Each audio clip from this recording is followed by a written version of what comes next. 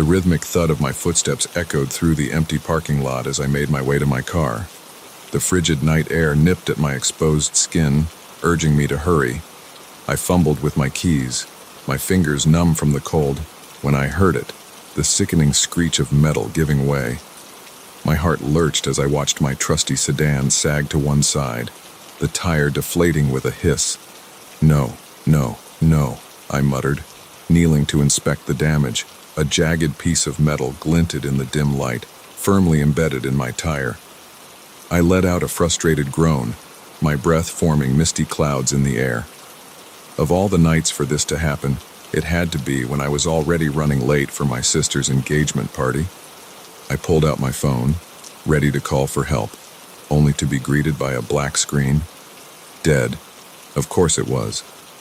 I hadn't charged it during my double shift at the diner, too busy juggling orders and dodging handsy customers to remember. As I contemplated my options, headlights swept across the lot. A sleek black car pulled up beside me, its engine purring smoothly. The window rolled down, revealing a man with a kind face and salt and pepper hair. "Car trouble?" he asked, his voice warm and concerned. I nodded, gesturing to my sad-looking tire. "Flat, and my phone's dead, so I can't even call for help." He smiled sympathetically. "That's rough. Look, I'm heading into town. I'd be happy to give you a lift if you need one." I hesitated. Every instinct screamed at me to decline, to wait for someone else, anyone else. But the lot was deserted, and I was already an hour late. My sister would never forgive me if I missed her big moment. "Are you sure?" I asked, biting my lip. "I don't want to inconvenience you." "Not at all," he assured me. "I'm John, by the way, and really, it's no trouble." Something in his easy manner put me at ease. Against my better judgment, I found myself smiling back. "I'm Sarah, and honestly, that would be amazing. Thank you so much." I grabbed my purse from my car, locked it, and slid into the passenger seat of John's vehicle. The interior was immaculate, smelling faintly of leather and pine. As we pulled out of the lot, I couldn't shake the feeling that I'd made a terrible mistake. "So, Sarah," John said conversationally as we merged onto the highway, "what has you out so late on a Tuesday night?" "My sister's engagement party," I explained, fidgeting with the strap of my purse. "I'm already super late because of work, and now this. She's going to kill me." John chuckled. "I'm sure she'll understand. Family usually does." As we chatted, I found myself relaxing. John was easy to talk to, asking about my job at the diner and sharing stories about his own sister. But as the minutes ticked by, I realized we should have reached town by now. John?" I asked, trying to keep the tremor out of my voice. "I think we might have missed the exit." He glanced at me, his expression unreadable in the dim light. "Oh, don't worry, I know a shortcut." A chill ran down my spine that had nothing to do with the car's air conditioning. I tried to subtly check the door, my fingers searching for the handle. There was nothing there, just smooth, featureless metal where the handle should have been. Panic flared in my chest, threatening to choke me. I forced myself to take a deep breath, to stay calm. There had to be a reasonable explanation. Maybe it was just a different model of car, one I wasn't familiar with. "Actually," I said, striving for a casual tone, "I think I'd prefer to stick to the main road. My sister's already worried, and I don't want to make her wait any longer." John's grip on the steering wheel tightened, his knuckles turning white. "Now, Sarah," he said, his voice losing its warmth. "I thought we were getting along so well. Don't ruin it by being difficult." My heart pounded so hard I was sure he could hear it.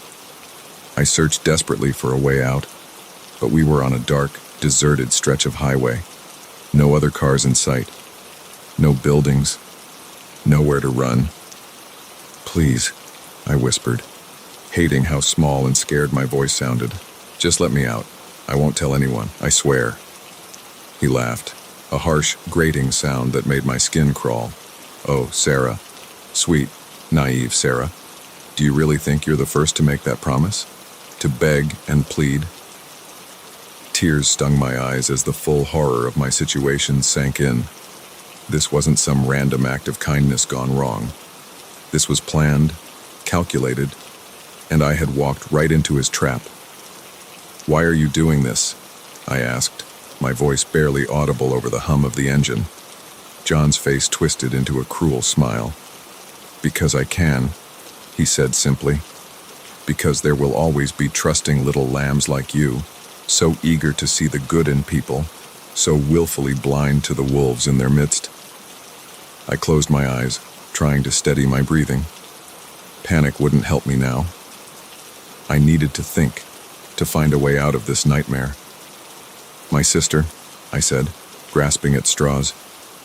"She's expecting me. She'll call the police when I don't show up." John shrugged, unfazed. "And tell them what? That her irresponsible little sister, known for being chronically late, didn't show up to a party? That's hardly cause for alarm, now is it?" He was right, and we both knew it. My tardiness was a running joke in my family. They'd be annoyed, maybe worried, but not enough to involve the authorities. Not for hours, maybe days. By then, it would be too late. As we drove deeper into the night, my mind raced through scenarios, each more desperate than the last. Could I grab the steering wheel, force us off the road? But at this speed, that would likely kill us both. Break a window. But even if I managed it, where would I go? We were miles from anywhere, and John would surely catch me before I could find help. "You know," John mused, his tone conversational, as if we were discussing the weather. "This is usually the part where they start bargaining, offering money, favors, anything to make me change my mind." He glanced at me, raising an eyebrow. "No last-ditch efforts from you, Sarah?" I met his gaze, surprising myself with the steadiness in my voice. "Would it make a difference?" He considered this for a moment, then shook his head. "No, I suppose not. But it's always interesting to see what people value most when they're desperate." As we lapsed into silence, I found my thoughts drifting to my family. My sister, probably furious by now, thinking I'd flaked on her big night. My parents, who would be disappointed but unsurprised by my absence. How long would it take them to realize something was truly wrong? Would they ever know what happened to me? The car slowed, turning onto a bumpy dirt road. Through the trees, I could make out the dim outline of a structure. A house, old and decrepit, loomed before us. My prison, I realized with a sinking feeling. As we rolled to a stop, John turned to me, his eyes glinting in the darkness. "Welcome home, Sarah," he said, his voice dripping with false warmth. "I do hope you'll be comfortable here. You'll be staying for quite some time." With trembling hands, I reached for my purse. If I was going down, I'd go down fighting. My fingers closed around the small canister of pepper spray I always carried, a gift from my father who worried about my late-night shifts at the diner. As John reached across to grab me, I struck. The pepper spray hit him full in the face, and he recoiled with a howl of pain and rage. In that moment of confusion, I slammed my elbow into the window with all my strength. Once, twice, 3 times before it finally shattered. Ignoring the sting of glass cutting into my skin, I hurled myself out of the car. I hit the ground hard, the impact knocking the wind out of me. But adrenaline and fear propelled me forward. I scrambled to my feet and ran, my lungs burning as I plunged into the dark woods surrounding the property.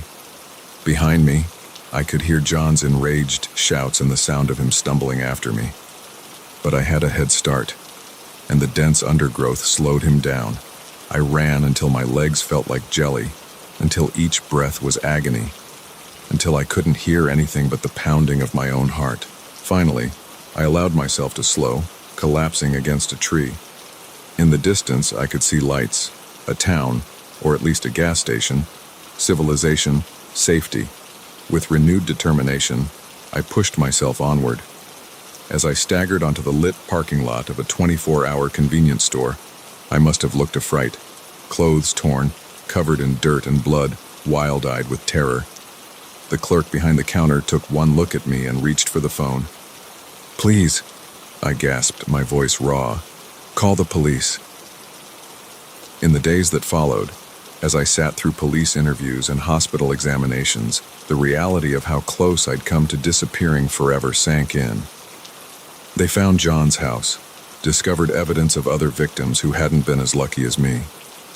Sometimes, in my darkest moments, I wonder what would have happened if I hadn't had that pepper spray. If I hadn't found the strength to break that window and run. But mostly, I'm grateful. Grateful to be alive, to have a second chance.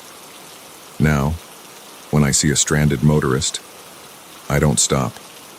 I call the police and let them handle it. Some might call me paranoid, but I know the truth.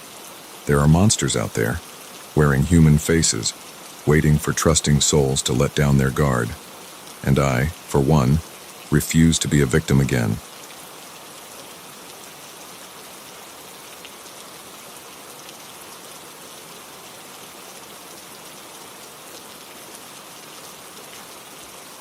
The old Victorian loomed before me, its weathered facade a silent testament to decades past. As I fumbled with the ancient key, a chill ran down my spine that had nothing to do with the autumn air. This was to be my home for the next month, a generous offer from my aunt who needed a house sitter while she gallivanted across Europe. Little did I know, I was about to step into a nightmare that would haunt me for years to come. The door creaked open, revealing a dimly lit foyer. The musty scent of age and disuse assaulted my nostrils as I dragged my suitcase across the threshold. Dust motes danced in the weak sunlight filtering through grimy windows, giving the entire scene an eerie, dreamlike quality. "Home sweet home," I muttered, my voice echoing in the empty space. I spent that first day exploring, opening creaky doors and peering into rooms frozen in time. My aunt had inherited the house from a distant relative and rarely visited, preferring to keep it as a sort of living museum. Every corner seemed to hold some relic of the past, faded photographs, antique furniture, even a collection of Victorian dolls that made my skin crawl with their glassy, lifeless stares. As night fell, I settled into the least musty bedroom I could find, grateful for the modern touches my aunt had added: a comfortable bed, Wi-Fi, and a small TV. I drifted off to sleep, lulled by the unfamiliar creaks and groans of the old house settling. It was the sound that woke me, a soft, rhythmic thumping that seemed to come from everywhere and nowhere at once. I sat up, heart racing, straining my ears in the darkness. There it was again, thump, thump, thump, like footsteps, but muffled, as if coming from inside the walls themselves. I reached for my phone, its screen casting a ghostly glow across the room. 3:17 a.m., far too early for any reasonable explanation. "Hello?" I called out, my voice trembling. "Is someone there?" Silence answered me, heavy and oppressive. Then, just as I was about to convince myself it was all in my imagination, I heard it again. Clearer this time, deliberate, coming from directly above me. With shaking hands, I turned on the bedside lamp and got to my feet. The rational part of my brain argued that it was probably just an animal, a raccoon or maybe a squirrel that had found its way into the attic. But a deeper, more primal part of me knew that wasn't the case. I crept out into the hallway, every shadow seeming to loom and shift in the dim light. The thumping had stopped, but now I could hear something else. A faint, barely audible whisper, like someone muttering to themselves just on the edge of hearing. At the end of the hall stood a door I hadn't noticed before. It was slightly ajar, revealing a narrow staircase leading up into darkness, the attic. As I watched, paralyzed with fear, the door slowly began to open wider, as if pushed by an unseen hand. I ran, back to my room, slamming the door behind me and wedging a chair under the handle. I spent the rest of the night huddled under the covers, jumping at every creak and groan of the house, convinced that at any moment, something would come bursting through the door. When morning finally came, I felt foolish. In the harsh light of day, my fears seemed childish and overblown. I decided to investigate the attic, determined to prove to myself that there was a perfectly rational explanation for the night's events. The attic door stood closed, showing no signs of the eerie movement I'd witnessed. I took a deep breath and pushed it open, wincing at the loud creak of rusty hinges. The stairs beyond were thick with dust, undisturbed save for a few small animal tracks. See? I told myself. Just a critter after all. But as I climbed the stairs, that certainty began to waver. The attic was a cluttered maze of forgotten treasures and discarded junk, illuminated by weak sunlight streaming through a grimy window. And there, in the far corner, stood something that made my blood run cold. A rocking chair, old and weathered, its wood darkened with age, and perched upon it, staring at me with glassy eyes, was a doll. Not one of the antique porcelain dolls from downstairs, but something far more unsettling. It was crudely made, fashioned from what looked like burlap and straw, with buttons for eyes and a stitched red smile that seemed to leer at me. I approached it cautiously, my heart pounding in my chest. As I drew closer, I noticed something clutched in its crude straw hands. A book, its leather cover cracked and peeling with age. With trembling fingers, I pried the book from the doll's grasp. It fell open, revealing yellowed pages covered in spidery handwriting. A diary, I realized, dated 1897. I began to read, my eyes widening with each passage. The diary belonged to a young woman named Elizabeth, the daughter of the house's original owners. Her entries started innocently enough, chronicling the mundane details of her daily life. But as I flipped through the pages, a darker narrative emerged. Elizabeth wrote of strange noises in the night, of whispers and footsteps when the house should have been empty. She spoke of a presence that watched her, that followed her from room to room. And then, most chillingly, she began to write of a figure she saw in her dreams, a man with hollow eyes and a stitched red smile. The final entry, dated just days before Elizabeth's mysterious disappearance, according to a yellowed newspaper clipping tucked into the back of the book, read simply, "He's here. God help me. He's real. And he's here." I dropped the book, my hands shaking uncontrollably. This had to be some kind of sick joke, a story concocted by my aunt or the previous owners to scare gullible house-sitters. But as I turned to leave, my foot caught on something hidden beneath years of dust and cobwebs. A floorboard shifted, revealing a small space beneath. And there, nestled in the darkness, was a bundle of cloth. My heart in my throat, I reached down and pulled it out. It was a dress, faded and yellowed with age, but unmistakably a woman's dress from the late 1800s. And on it, dark stains that could only be blood. I ran, out of the attic, down the stairs, not stopping until I was out of the house and gasping for air on the front lawn. My mind raced, trying to make sense of what I'd found. Was it possible? Could Elizabeth's story be true? The next few days passed in a blur of sleepless nights and paranoid days. I jumped at every sound, convinced that at any moment I would turn around and see the figure from Elizabeth's diary, the man with the stitched red smile.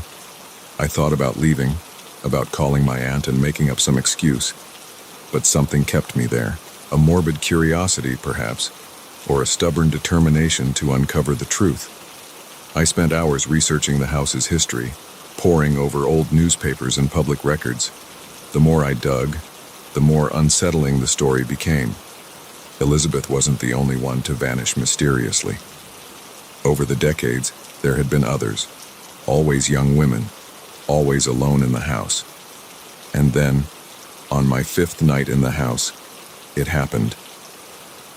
I woke to the sound of footsteps, louder and more deliberate than before. They were coming up the stairs, heading straight for my room. I lay frozen in terror, watching as the doorknob slowly began to turn. The chair I had wedged against it shuddered, then toppled with a crash. And there, silhouetted in the doorway, stood a figure that could not possibly be real. He was tall, unnaturally so, with limbs that seemed too long and joints that bent at odd angles. His face was a featureless expanse of pale skin, save for two hollow black eyes and a red slash of a mouth, stitched into a permanent, leering grin. I screamed. I screamed until my throat was raw, until I tasted blood. But no sound came out. The figure took a step forward, its movements jerky and unnatural, like a marionette controlled by unseen strings. In that moment, survival instinct took over. I lunged for the window, my fingers scrabbling at the latch, just as I felt cold. Straw-like fingers brush against my neck. The window burst open. I threw myself out, landing hard on the overgrown lawn below. I ran, barefoot, in my pajamas. I ran until my lungs burned and my legs gave out. When I finally stopped, I found myself in the center of town, miles from the house. A concerned police officer approached me, asking if I was all right.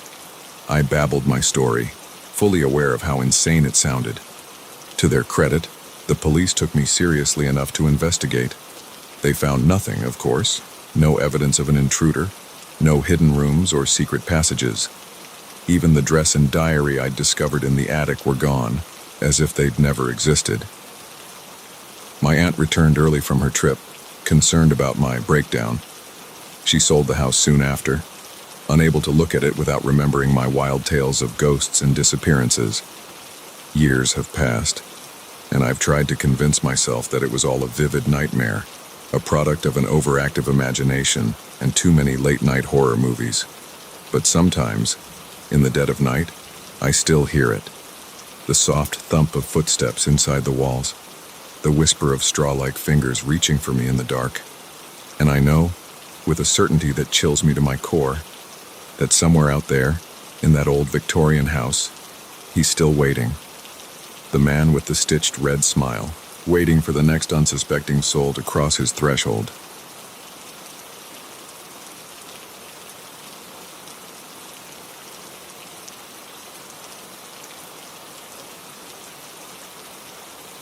The moment I saw Eliza's eyes light up as she talked about her parents, I should have known something was off. We'd been dating for 6 months, and this was the first time she'd mentioned them with anything other than a dismissive wave of her hand. But love, as they say, is blind, and I was about to walk straight into the darkness. "They're going to adore you, Jack," Eliza gushed, her fingers intertwining with mine as we sped down the highway. The countryside blurred past, an endless sea of green giving way to more remote, rugged terrain. "Mom's been pestering me for weeks to bring you home."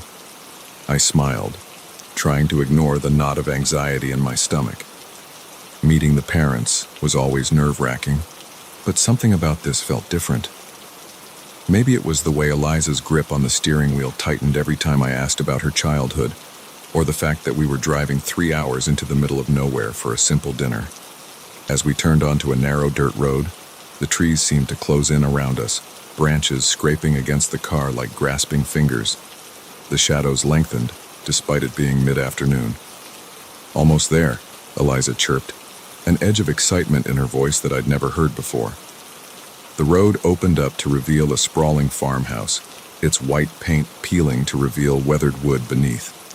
A group of people stood on the porch, their faces breaking into wide smiles as we pulled up. "Welcome home, sweetheart." A woman who could only be Eliza's mother enveloped her in a crushing hug. Her eyes, when they turned to me, were sharp and assessing. "And you must be Jack. We've heard so much about you." I shook hands, exchanged pleasantries, all the while feeling like a specimen under a microscope. There was something off about their smiles. Too wide, too fixed. And why were there so many of them? Eliza had only ever mentioned her parents, but here were at least a dozen people, all claiming to be aunts, uncles, cousins. As we were ushered inside, I caught snippets of conversation that made little sense. "Is everything prepared for tonight?" "The circle is ready. We just need..." They fell silent as I passed, those unnerving smiles snapping back into place. Dinner was a lavish affair, the table groaning under the weight of dishes I'd never seen before. Strange herbs and spices tickled my nose, making my head swim. Or was that the wine? I couldn't remember drinking much, but my glass seemed to refill itself when I wasn't looking. "So, Jack?" Eliza's father leaned in, his eyes glittering in the candlelight. "What are your intentions with our Eliza?" The question was normal enough, but there was a weight to it that made me pause. The room had gone silent, all eyes fixed on me. I stammered, my tongue feeling thick in my mouth. "I love her, sir. I want to build a life with her." A ripple of something passed through the room. Approval? Relief? I couldn't quite place it. "Excellent," he beamed, raising his glass. "To Jack and Eliza." The toast was echoed around the table, but I couldn't shake the feeling that I'd just passed some sort of test, and I wasn't sure I wanted to know what would have happened if I'd failed. As the night wore on, my unease grew. The conversation flowed around me, peppered with words and phrases I didn't understand, references to the old ways and the coming alignment. Whenever I tried to ask Eliza about it, she'd squeeze my hand and change the subject. Finally, as the moon rose high in the sky, Eliza's mother stood. "It's time," she announced, her voice ringing with an authority that silenced the room. Eliza beamed at me, taking my hand. "Come on, Jack. There's something I want to show you." We filed out of the house, the entire family moving with a purpose that sent chills down my spine. They led us to a clearing in the woods behind the house, where a bonfire roared to life with unnatural speed. And there, carved into the earth, was a circle. Intricate symbols I'd never seen before lined its edges, seeming to pulse with an inner light. "What is this?" I asked, my voice barely a whisper. Eliza turned to me, her eyes shining with a fervor that terrified me. "This is who we are, Jack, who you're going to be." It hit me then, with a clarity that cut through the fog in my brain. The isolation, the strange conversations, the way they'd all been watching me, assessing me. This wasn't a family, it was a cult. I tried to back away, but strong hands gripped my arms. Eliza's uncles, their friendly smiles now twisted into something cruel. "Don't fight it, Jack," Eliza cooed, stroking my cheek. "This is a gift. You're being chosen." "Chosen for what?" I managed to choke out as they dragged me towards the circle. Her father stepped forward, a curved knife glinting in his hand. "To join us, of course. To become one with the old ones. To transcend your mortal flesh and embrace eternity." I struggled, panic lending me strength, but it was useless. There were too many of them, and whatever they'd slipped into my food and drink had left me weak and disoriented. They forced me to my knees at the edge of the circle. Eliza knelt beside me, taking my face in her hands. "I'm sorry it has to be this way," she said, and for a moment, I saw a flicker of the woman I thought I knew. "But you'll understand soon. We need new blood, Jack. Pure blood, and you're perfect." Her father began to chant, the words guttural and inhuman. The symbols around the circle flared to life, pulsing with a sickly green light. The air grew thick, oppressive, as if something vast and ancient was pressing down upon us. I closed my eyes, bracing for the bite of the knife.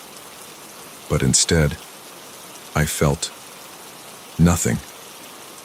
The chanting faltered, confusion rippling through the group. I dared to open my eyes. The symbols were fading, the unnatural light guttering like a candle in the wind. "What's happening?" Eliza's mother demanded. "Why isn't it working?" Her father's face was a mask of rage and disbelief. "The blood," he snarled, rounding on me. "It's not pure. He's tainted." Eliza recoiled from me as if I'd burned her. "What does that mean? Jack, what aren't you telling us?" In that moment, hysterical laughter bubbled up inside me. Of all the things that could have saved me, it was this. "I'm on blood thinners," I gasped out between fits of laughter. "Have been since I was a teenager. Guess your old ones don't like their sacrifices premedicated, huh?" The look of utter bewilderment on their faces was almost comical. Here they were, this ancient cult with their eldritch rituals, thwarted by modern medicine. In the confusion that followed, I managed to break free. I ran, crashing through the underbrush, branches whipping at my face.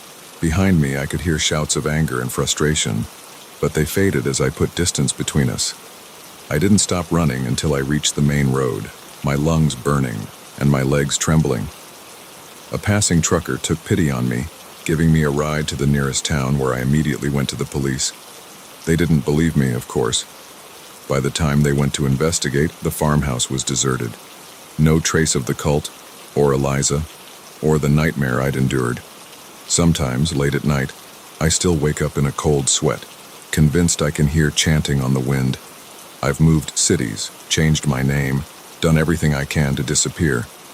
But I know they're out there, waiting, watching, and I know that someday they'll find another lonely soul to lure into their web, someone whose blood is pure enough for their twisted rituals. I can only hope that when that day comes, fate will intervene again. That something as simple as a daily aspirin might be enough to save a life and thwart the plans of beings older than time itself. Because in this world of ancient horrors and eldritch abominations, sometimes our greatest protection is the very thing that makes us human. Our fragility, our imperfection, our wonderfully, blessedly impure blood.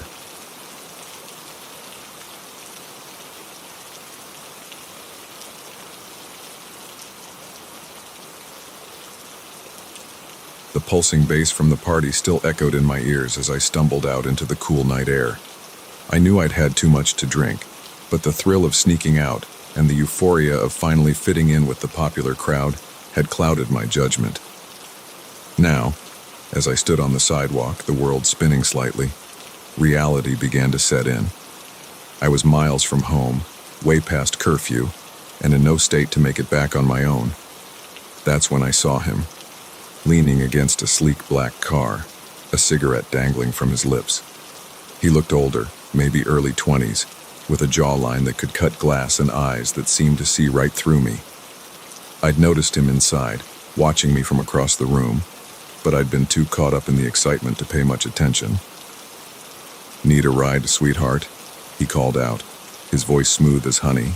Every instinct screamed at me to say no, to call a cab or a friend, anything but accept a ride from a stranger. But the alcohol in my system muffled those warnings, replacing them with a false sense of security. "That would be amazing," I heard myself say, the words slurring slightly. "I'm Jess." He smiled, stubbing out his cigarette under his boot. "Matt, hop in." As I slid into the passenger seat, the leather cool against my bare legs, I felt a twinge of unease, but I pushed it aside, focusing instead on giving Matt directions to my house.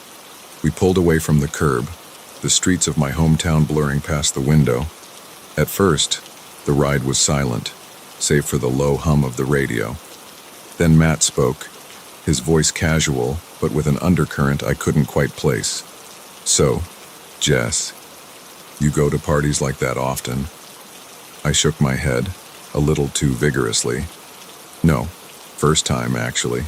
I'm usually more of a stay-at-home type." "Ah," he nodded, a small smile playing at the corners of his mouth. "A good girl, then. Trying something new?" The way he said, "good girl," made me squirm in my seat. I tried to change the subject, asking about the music playing softly in the background, but Matt seemed more interested in me, peppering me with questions about my life, my friends, my family. It wasn't until we'd been driving for about 20 minutes that I realized something was wrong. The houses were becoming less frequent, replaced by dark stretches of forest and fields. This wasn't the way to my house.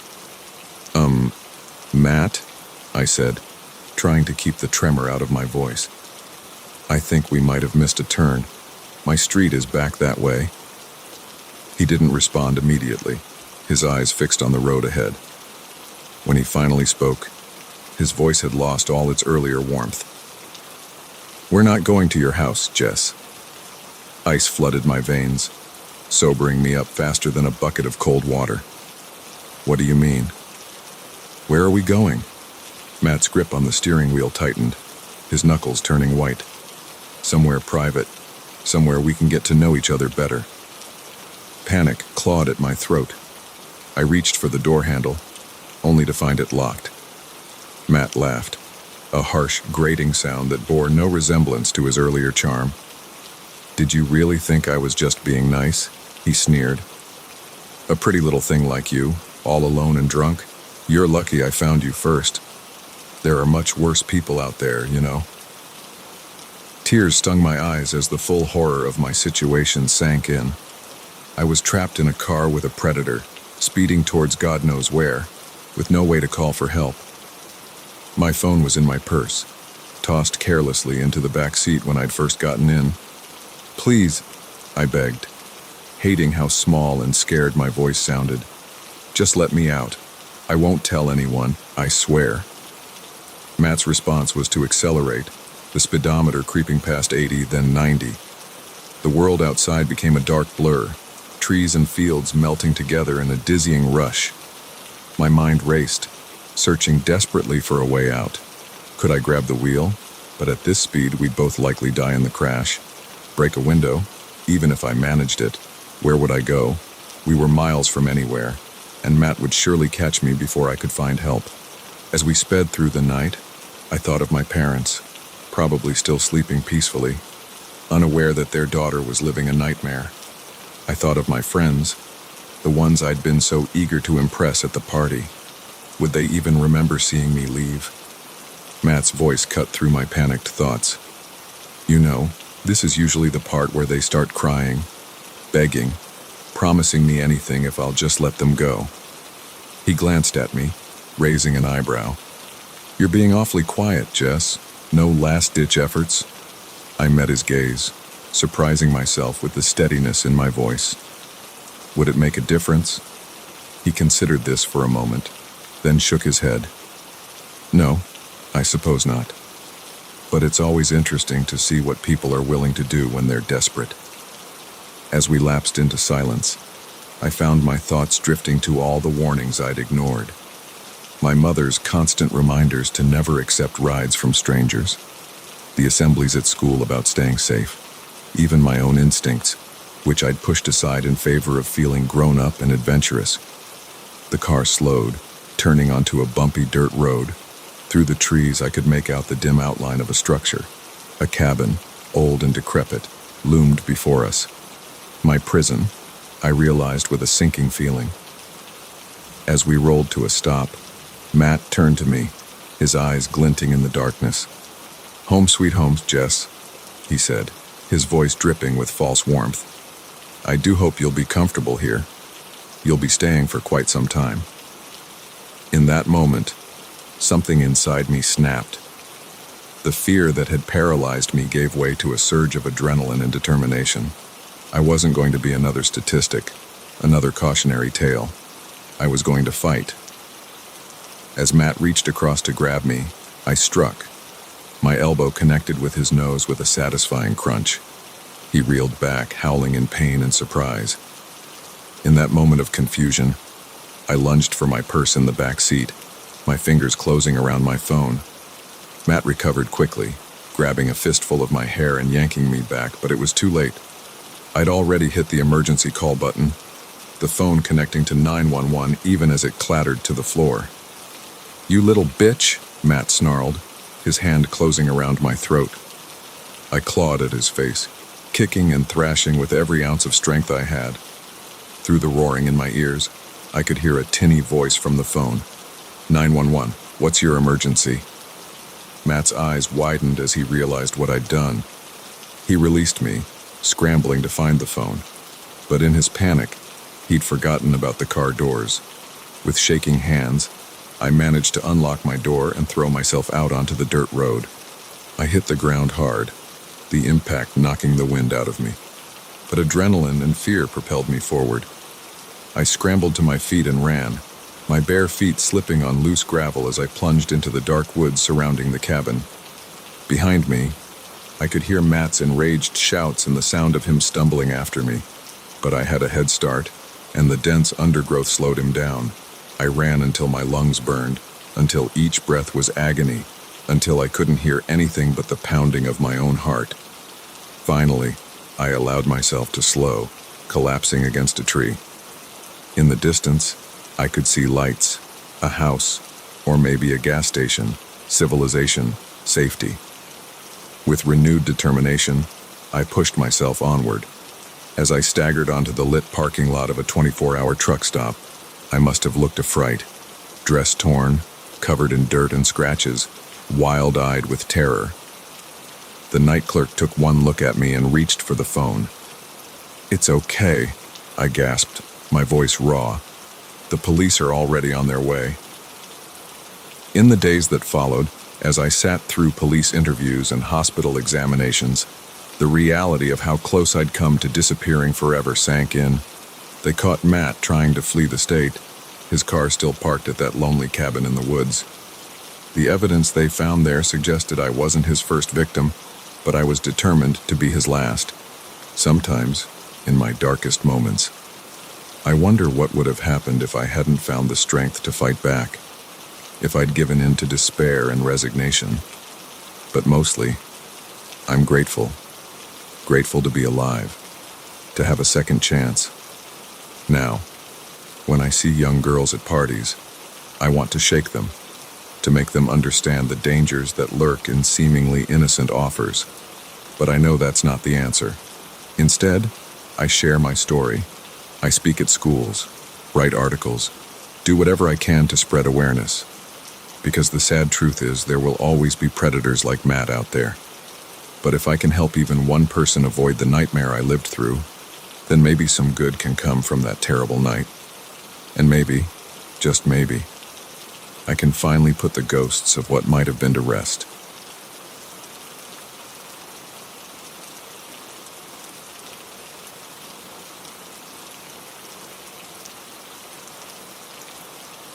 The first time I saw him, I thought it was just a coincidence. A tall man with a shock of red hair, standing by the frozen foods in the grocery store. Our eyes met for a brief moment, and I felt a chill that had nothing to do with the open freezer beside me. I shrugged it off, grabbed my ice cream, and went about my day. But then I saw him again, and again, and again. It started small at first. I'd catch glimpses of him across the street as I walked to work. He'd be there in the background of a crowded coffee shop, his eyes always finding mine no matter how hard I tried to avoid his gaze.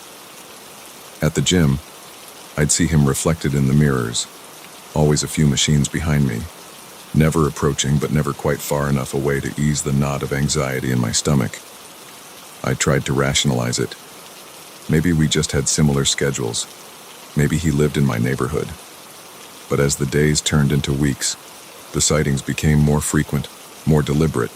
He was no longer content to lurk in the background. Now he'd stand directly across the street from my apartment building, staring up at my window for hours. I'd see him outside my office while I'm pretending to read a newspaper, but his eyes never leaving the front door. The worst part was, nobody else seemed to notice him.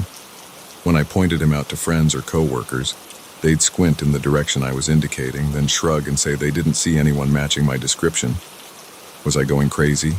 Had the stress of my new job finally gotten to me? But I knew what I was seeing. The man was real, and he was everywhere. One night, after a particularly stressful day of feeling his eyes on me everywhere I went, I decided I'd had enough. I marched across the street to where he stood, his tall frame illuminated by a streetlight. "Who are you?" I demanded, my voice shaking despite my attempts to sound brave. "Why are you following me?" He smiled, a slow, unsettling curve of his lips that made my skin crawl.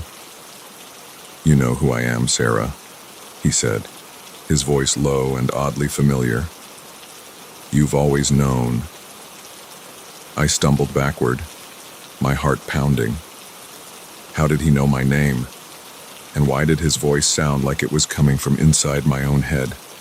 Before I could respond, a car horn blared, startling me. I turned towards the sound, and when I looked back, the man was gone. Vanished, as if he'd never been there at all.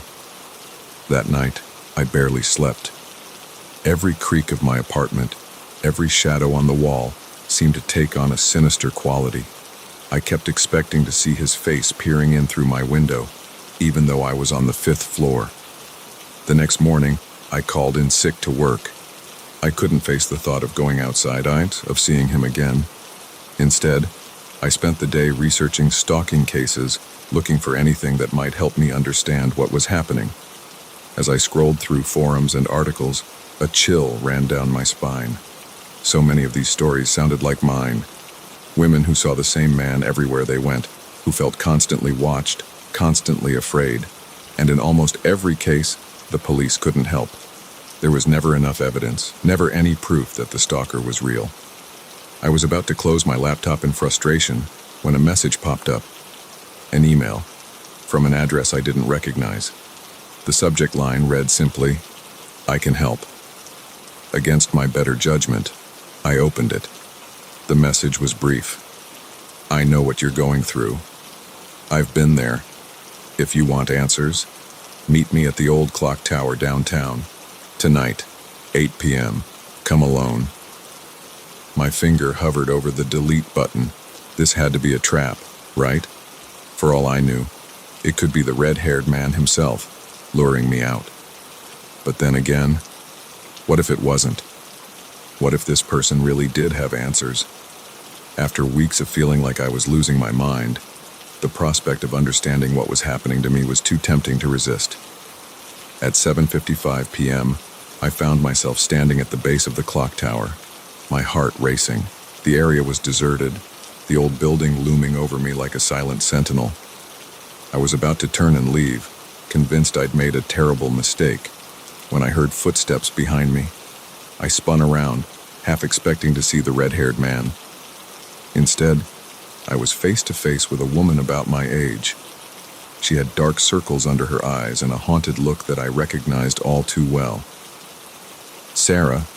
she asked, her voice barely above a whisper. I nodded, too nervous to speak. She let out a long breath. "I'm Emily. I'm the one who emailed you. I've been where you are, the man you've been seeing. He's been following me, too, for years." My knees went weak with relief. Finally, someone who believed me, someone who understood. Emily led me to a nearby bench, and for the next hour, she told me her story. How the red-haired man had appeared in her life 5 years ago. How he'd slowly taken over every aspect of her existence.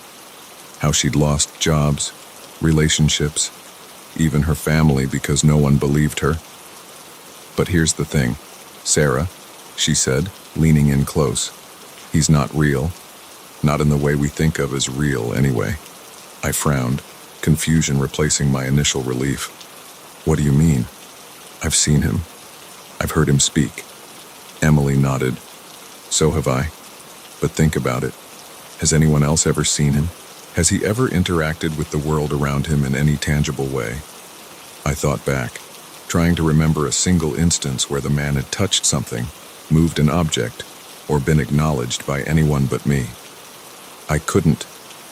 "He's a manifestation," Emily continued, "a physical representation of our deepest fears and insecurities. He appears differently to each person who sees him, but the effect is the same. He isolates us, makes us doubt ourselves, drives us to the brink of madness." It sounded insane, and yet it made a twisted kind of sense. The way he always seemed to know exactly where I'd be, the way no one else could see him, the familiar quality of his voice. "So what do we do?" I asked, my voice small and scared. "How do we make him go away?" Emily's face hardened. "We face him, head on. No more running, no more hiding. We confront our fears, whatever they may be, and we take back control of our lives." She reached into her bag and pulled out 2 small objects. Cameras, I realized. Tiny, high-tech ones that could be easily hidden. "We're going to document everything," she said. "Every appearance, every interaction. We'll build a record so comprehensive, so irrefutable, that even if no one else can see him, they won't be able to deny his impact on our lives." For the first time in weeks, I felt a glimmer of hope. It wasn't much of a plan, but it was something, a way to fight back against the terror that had consumed my life. Over the next few days, Emily and I worked tirelessly. We set up cameras in our homes, our workplaces, everywhere we frequently saw the red-haired man. We kept detailed logs of every sighting, every feeling of unease. And slowly, something began to change. The more we focused on documenting the man's presence, the less power he seemed to have over us. His appearances became less frequent, less intense. It was as if by shining a light on our fears, we were slowly banishing them back to the shadows. 1 week after our meeting at the clock tower, I woke up and realized I hadn't seen the red-haired man in 3 days. I called Emily, my heart pounding with excitement.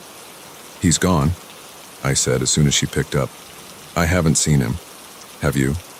There was a long pause on the other end of the line. When Emily finally spoke, her voice was thick with emotion. "No," she said.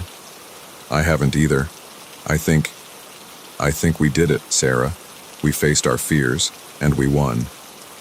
As I hung up the phone, I felt a weight lift from my shoulders. The constant fear, the paranoia, the feeling of being watched, it was all gone. In its place was a newfound strength, a confidence I hadn't felt in months. I know now that the red-haired man may never truly be gone. He might reappear in moments of weakness or self-doubt, but I'm no longer afraid of him. I understand now that he's a part of me, a manifestation of my own insecurities and fears, and as long as I face those fears head-on, he has no power over me. To anyone out there who might be seeing their own red-haired man, I want you to know, you're not alone. You're not crazy. Your fears are real, but they don't define you. Face them, document them, shine a light on them. Because in the end, the only thing we have to fear is fear itself. And once we understand that, we can overcome anything.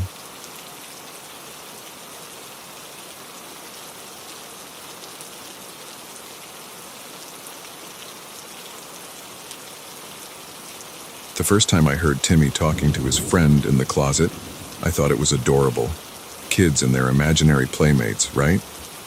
But as the weeks went by, and Timmy's stories about his closet buddy became more elaborate and disturbing, I began to wonder if we'd brought more than just our furniture when we moved into this old house. It started innocently enough. We'd barely finished unpacking when I overheard Timmy, all of 5 years old, giggling and chattering away in his room. Curious, I peeked in, expecting to find him playing with his toys. Instead, he was sitting cross-legged in front of his closet door, talking animatedly to nothing. "Who are you talking to, sweetie?" I asked, trying to keep my voice light and playful. Timmy turned to me, his big brown eyes wide with excitement.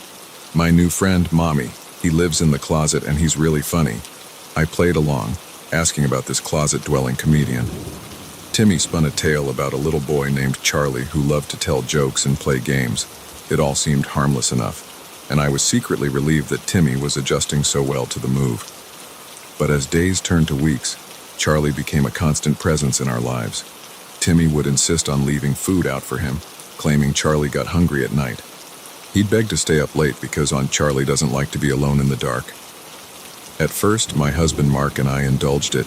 We'd both had imaginary friends as kids, and all the parenting books said it was a normal phase. But then things started to change. I began finding strange scratches on the inside of Timmy's closet door. When I asked him about them, he just shrugged and said, "Charlie gets scared sometimes and tries to get out." Objects started moving around the house. Nothing major.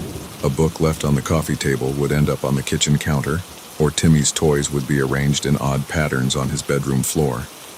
When questioned, Timmy would always say the same thing: Charlie did it. One night, I woke to the sound of Timmy's laughter echoing down the hallway. Confused and a little annoyed, it was 3 a.m. after all, I trudged to his room. The sight that greeted me sent a chill down my spine. Timmy was sitting on his bed, giggling and clapping his hands. But it wasn't his behavior that frightened me. It was the closet door. It was opening and closing, slowly but steadily, with no visible means of movement. "Timmy," I whispered, my voice shaking. "What's going on?" He turned to me, his face lit up with joy. "Charlie's playing peekaboo. Mommy, isn't it funny?" I snatched Timmy up and ran from the room, slamming the door behind us. Mark found us huddled in the living room, Timmy confused and me in tears. When I told him what I'd seen, he was skeptical but concerned. We agreed to keep a closer eye on things. The next day, Mark installed a nanny cam in Timmy's room, hidden in a stuffed animal. We watched the footage religiously, but nothing out of the ordinary ever happened when we weren't there. The closet door remained stubbornly still. As weeks passed, Timmy's stories about Charlie grew darker. He talked about Charlie being sad because his parents were mean to him, about Charlie showing him tricks that sounded suspiciously like ways to hurt people or start fires. When we tried to discourage the friendship, Timmy became uncharacteristically angry. "Charlie says you're trying to keep us apart," he shouted during one particularly bad tantrum. "He says if you don't stop, he'll have to hurt you." That was the last straw. We called a child psychologist, hoping for some insight into what was happening with our son. Dr. Anderson listened patiently to our story, nodding and taking notes. When we finished, she leaned forward, her face serious.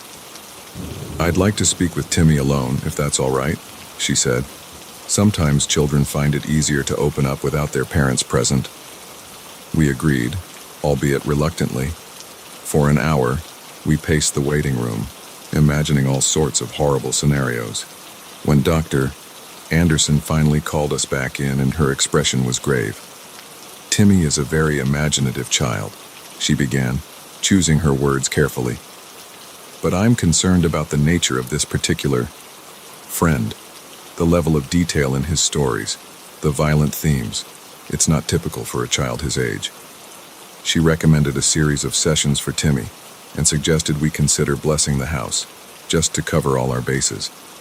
"I'm not saying I believe in the supernatural," she added quickly, "but sometimes these rituals can provide a sense of closure and security, especially for children." We left her office more confused and worried than ever. That night, after tucking Timmy in and checking the closet thoroughly, Mark and I had a long talk. We decided to take Dr. Anderson's advice and have the house blessed. We also agreed that one of us would sleep in Timmy's room for a while, just to be safe. The blessing was interesting. The priest seemed skeptical at first, but as he moved through the house, his demeanor changed. He spent an unusually long time in Timmy's room, muttering prayers and sprinkling holy water. When he finished, he turned to us with a solemn expression. "There's something here," he said quietly. "Something old and angry. I've done what I can, but you need to be cautious. And whatever you do, don't engage with it. Don't acknowledge it. Starve it of attention and it may lose its power." That night, I took the first shift in Timmy's room. I set up a cot next to his bed, determined to stay awake and watchful. But despite my best efforts, I must have dozed off. I woke to the sound of whispering. Timmy was sitting up in bed, talking softly to his closet. As my eyes adjusted to the darkness, I saw the closet door was open a crack, and something, a shadow, a presence, I don't know, seemed to be seeping out. "Timmy," I said, trying to keep my voice steady, "who are you talking to?" He turned to me, and in the dim light, his eyes looked wrong, too old, too knowing for his little face.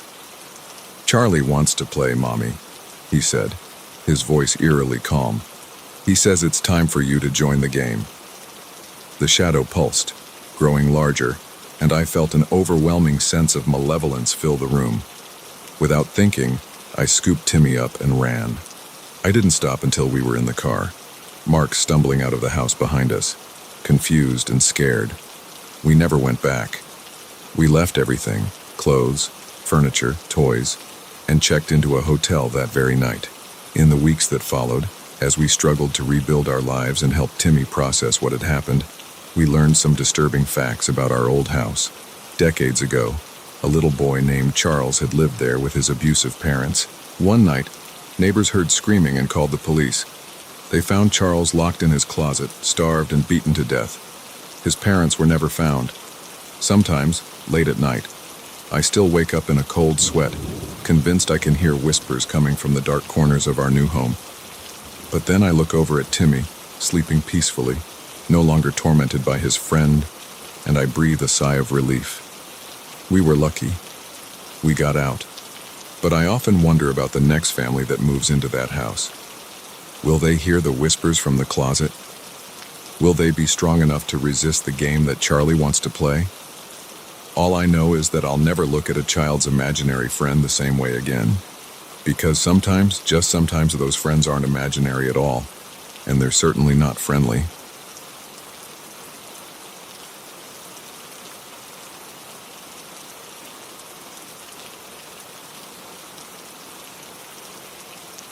The moment I stepped into the Wilsons' house, I knew something was off. Maybe it was the eerie silence, broken only by the distant sound of cartoons playing upstairs. Or perhaps it was the lingering scent of burnt toast that seemed at odds with the immaculate kitchen. Whatever it was, I couldn't shake the feeling that I was walking into something I wasn't prepared for. "Thanks for coming on such short notice, Jess," Mrs. Wilson had said over the phone just an hour earlier. "Tom and I have an emergency work thing, and we really need someone to watch Lily for the night." I'd babysat for the Wilsons dozens of times before. Lily was a sweet kid, if a bit quiet, and the pay was good. Plus, at 17, I was always happy for an excuse to get out of my own house for a while. But something about Mrs. Wilson's voice had seemed strained, almost desperate. Now, as I stood in their empty living room, that desperation made a lot more sense. "Hello?" I called out, my voice echoing slightly in the silent house. "Lily? Mr. and Mrs. Wilson?" No answer, just the faint sound of SpongeBob's laugh drifting down from upstairs. I climbed the stairs slowly, my hand trailing along the banister. Family photos lined the wall, Lily's gap-toothed grin in school pictures, vacation snapshots of the Wilsons on the beach. Normal, happy stuff. So why did looking at them make my skin crawl? Lily's bedroom door was ajar, blue light from her TV flickering across the hallway carpet. I knocked gently. "Lily, it's Jess. I'm here to babysit." Still no answer. I pushed the door open wider, peering inside. The room was empty. The TV was on, all right, but Lily was nowhere to be seen. Her bed was neatly made, stuffed animals arranged in a perfect row against the headboard. Nothing seemed out of place, and yet, a chill ran down my spine as I noticed something on Lily's nightstand. A piece of paper folded neatly in half. With trembling fingers, I picked it up and unfolded it. In Lily's childish scrawl, it read, "Mommy and Daddy had to go away for a while. They said Jess would take care of me, but I'm scared. The man in the closet says he'll protect me." My blood ran cold. The man in the closet? What the hell was going on? I whirled around, half expecting to see someone, or something, lurking in the shadows. But the room remained empty and still. That's when my phone buzzed in my pocket, making me jump. A text from an unknown number. "Having fun yet, Jess? The game is just beginning. Don't bother trying to leave. Lily needs you." My heart pounding. I tried to call Mrs. Wilson, straight to voicemail. Mr. Wilson, too. Even the emergency contact number they'd left me went unanswered. I was alone in this house, with a missing child and a cryptic Hugh threatening text. Every instinct screamed at me to run, to get out and call the police. But what if Lily really was in danger? What if leaving meant abandoning her to whatever sick game this was? Taking a deep breath, I decided to search the rest of the house. Maybe there was a clue, something to explain what was happening. The master bedroom was untouched, bed still made as if no one had slept in it. The guest room was similarly pristine. It wasn't until I reached the study that I found something amiss. The desk was a mess of scattered papers and overturned picture frames. A laptop sat open, its screen dark. As I approached, it suddenly flickered to life. revealing a video feed. My heart nearly stopped. It was Lily. She was huddled in what looked like a small, dark space, a closet maybe, hugging her knees to her chest. She wasn't crying, but her eyes were wide with fear. "Oh my God," I whispered, reaching for the laptop. "Lily, can you hear me?" But it wasn't a live feed. The timestamp in the corner showed it was recorded hours ago. I watched helplessly as Lily looked up, apparently responding to something off camera.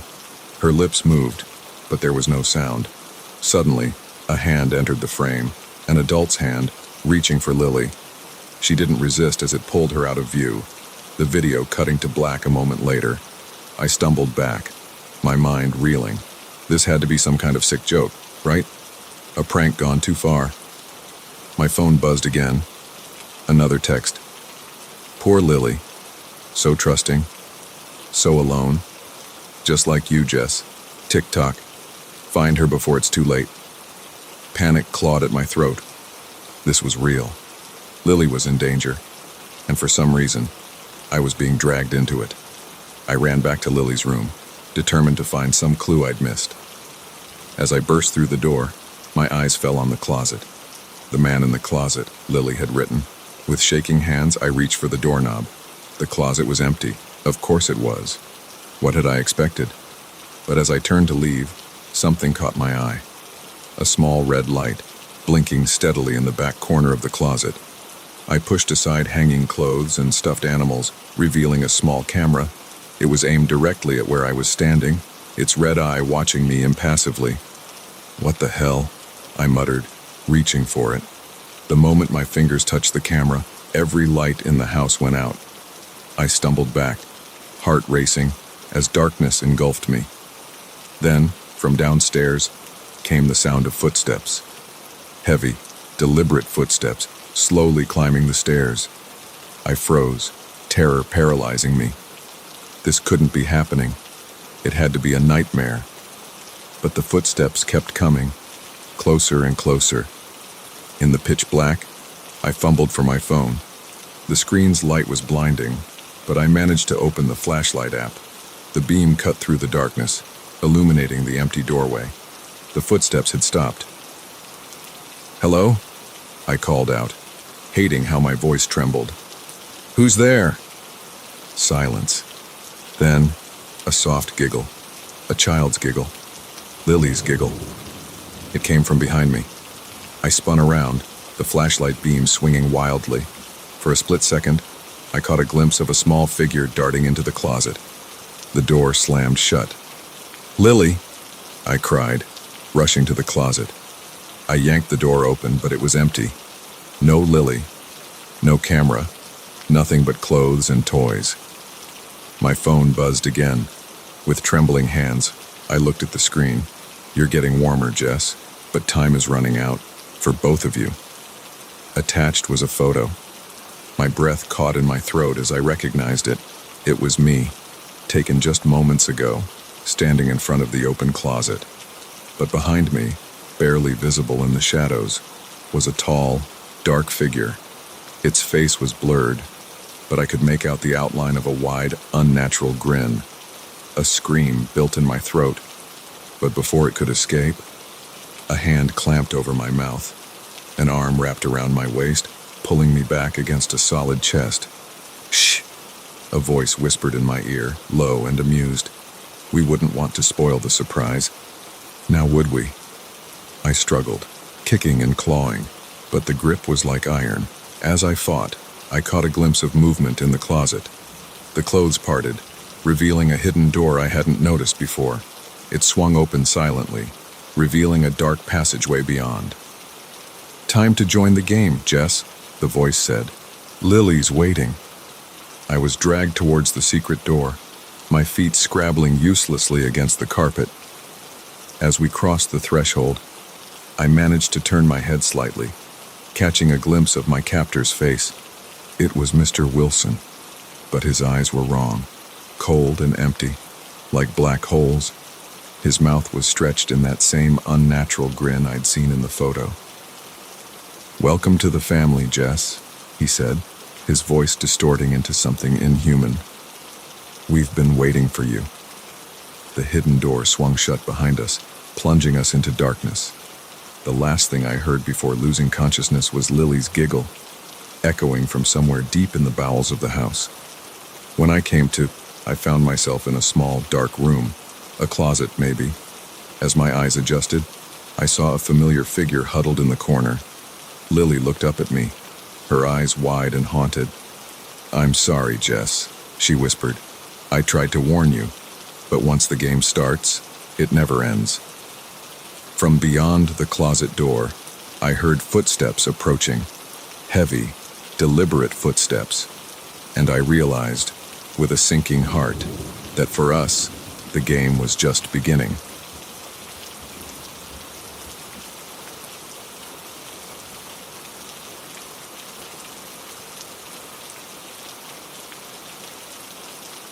The knock on my door came at 2:37 a.m. I remember the time precisely because I'd been staring at my alarm clock for hours, unable to sleep. The sound jolted me out of my restless thoughts, my heart leaping into my throat. Who could it be at this ungodly hour? I hesitated, debating whether to answer or pretend I wasn't home. But then I heard his voice, muffled through the door but unmistakable. "Megan, it's me. Please, I need to talk to you." Jake, my ex-boyfriend, the man I'd spent the last 6 months trying to forget. Against my better judgment, I got up and padded to the door. I didn't open it, not yet. "Jake, what are you doing here?" His voice came back, desperate and pleading. "I'm sorry, I know it's late, but I didn't know where else to go. Please, can I come in? Just for a minute." I should have said no. Should have told him to leave, to never contact me again. But something in his voice, a raw vulnerability I'd never heard before, made me pause. Slowly, I undid the chain and opened the door.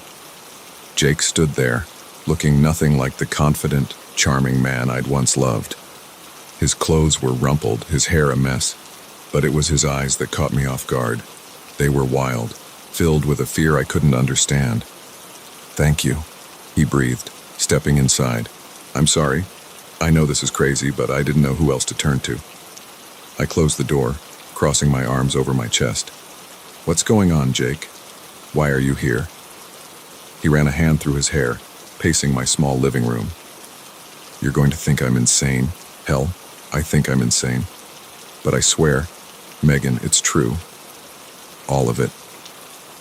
"All of what?" I asked, a knot of unease forming in my stomach.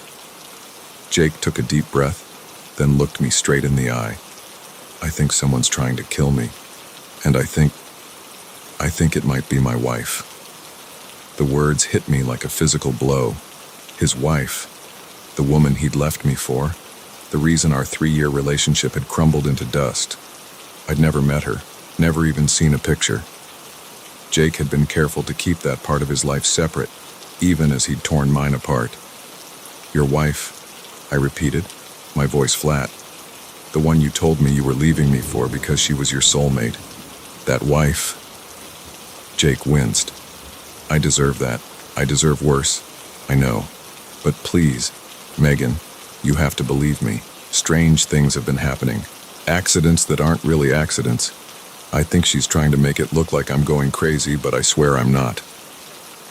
Part of me wanted to throw him out, to tell him his marital problems weren't my concern anymore. But another part, the part that had loved him, that maybe still did, despite everything, couldn't ignore the genuine terror in his eyes. "Sit down," I said with a sigh. "Start from the beginning." For the next hour, Jake spun a tale that sounded like something out of a psychological thriller. It had started small, he said. Things going missing, only to turn up in strange places. The brakes on his car mysteriously failing. Food that tasted off, leaving him violently ill. "At first, I thought I was just being paranoid," Jake said, his hands shaking slightly as he clutched a mug of coffee I'd made him. "But then I found this." He pulled out his phone, scrolling through it before handing it to me.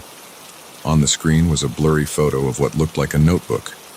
The handwriting was messy, but I could make out a list of dates and times, along with cryptic notes like break lines, second attempt, and increased dosage, build tolerance.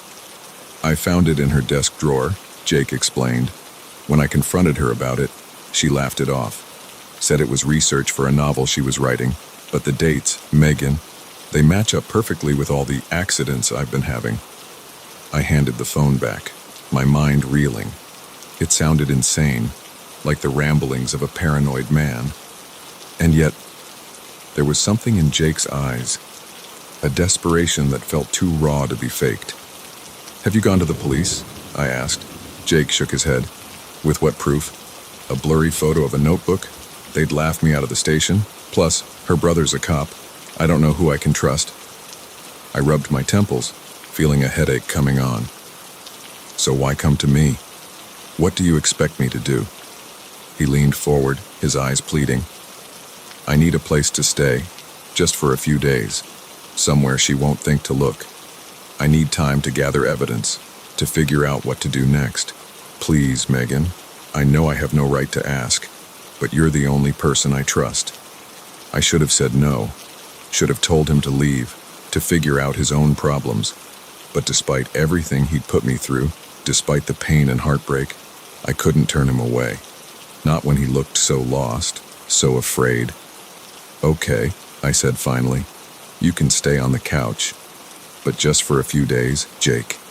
And then you need to figure this out." Relief flooded his face. "Thank you. God, Megan, thank you. I promise, I'll make this up to you somehow."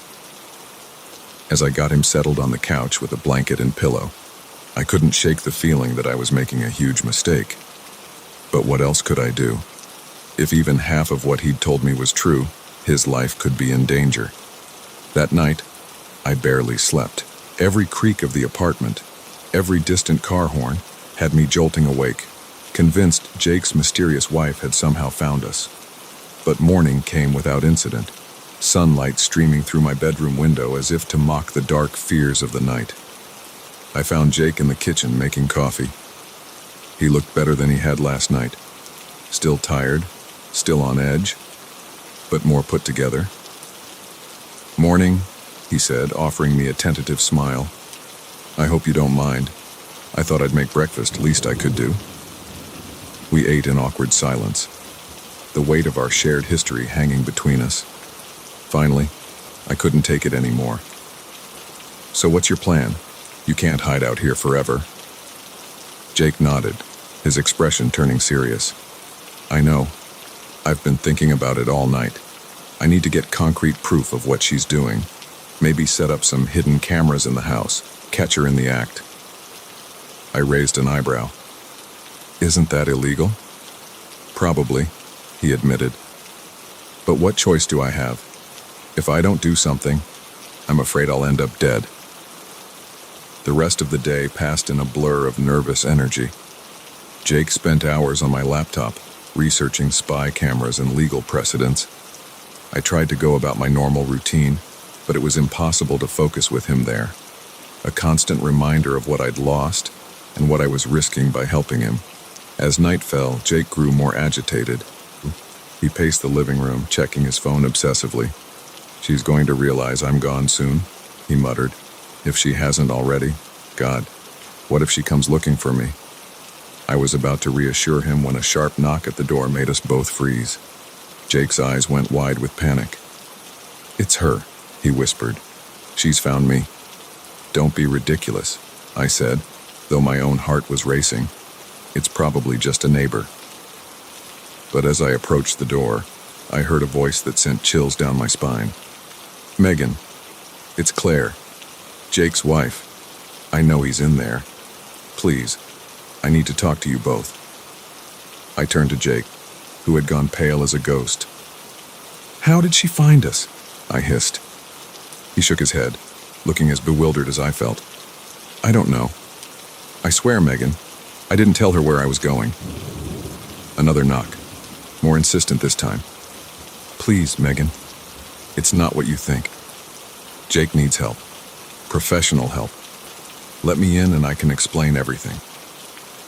I hesitated, torn between my instinct to protect Jake and the growing seed of doubt in my mind. What if he really was paranoid? What if I'd been drawn into some kind of shared delusion? "Don't open it," Jake pleaded. "She'll kill me. She'll kill us both." But even as he spoke, I found myself moving towards the door. I had to know the truth, had to see for myself what kind of woman had stolen Jake away from me. With trembling hands, I undid the chain and opened the door. Claire was nothing like I'd imagined. She was small, delicate-looking, with kind eyes that were red-rimmed from crying. "Thank you," she said softly. "I'm so sorry to barge in like this, but I've been so worried." I stepped aside, letting her in. Jake backed away, pressing himself against the far wall. "Stay away from me," he growled. "Megan, don't listen to her. She'll try to convince you I'm crazy, but I'm not. Claire's face crumpled with a mixture of pain and sympathy. "Oh, Jake," she sighed. "I wish you could see yourself right now. This isn't you. This is the paranoia talking." She turned to me, her eyes pleading. "Megan, I'm so sorry you got dragged into this. Jake's been struggling with mental health issues for months now. He stopped taking his medication and, well, you can see the result." I looked between them, my mind reeling. Jake, wild-eyed and trembling. Claire, the picture of concerned compassion. Who was telling the truth? Who was the real threat? As the night wore on, the truth began to unravel. Medical records, therapy notes, text messages from concerned friends and family, all painting a picture of a man spiraling into paranoid delusions, convinced his loving wife was out to get him. By dawn, Jake was gone, taken away by paramedics, sedated for his own safety. Claire thanked me tearfully for keeping him safe, for giving her the chance to help him. But as I watched the ambulance drive away, I couldn't shake the feeling that something wasn't right, that somewhere in this tangled web of truth and lies, I'd missed something crucial. And I wondered, with a chill running down my spine, if I'd ever know for sure who the real villain of this story was.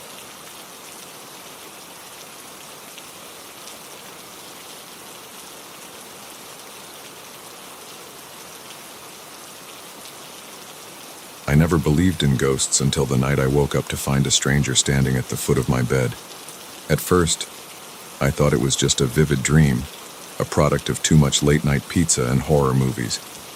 But as I blinked away the fog of sleep, the figure remained, solid and undeniably real in the pale moonlight filtering through my curtains. He was tall, unnaturally so, with limbs that seemed too long for his body. His face was hidden in shadow, but I could feel his eyes on me, boring into my soul with an intensity that made my blood run cold. I tried to scream, to move, to do anything, but my body refused to obey. I was paralyzed, trapped in my own bed as this otherworldly intruder loomed over me. Seconds stretched into an eternity as we stared at each other in silence. Then, slowly, deliberately, he raised a finger to where his lips should be, as if shushing me. The gesture was almost gentle, but it filled me with a terror so profound I thought my heart might stop. And then, as suddenly as he had appeared, he was gone. One moment he was there, a dark silhouette against my bedroom wall, and the next, nothing. I blinked, and he had vanished into thin air.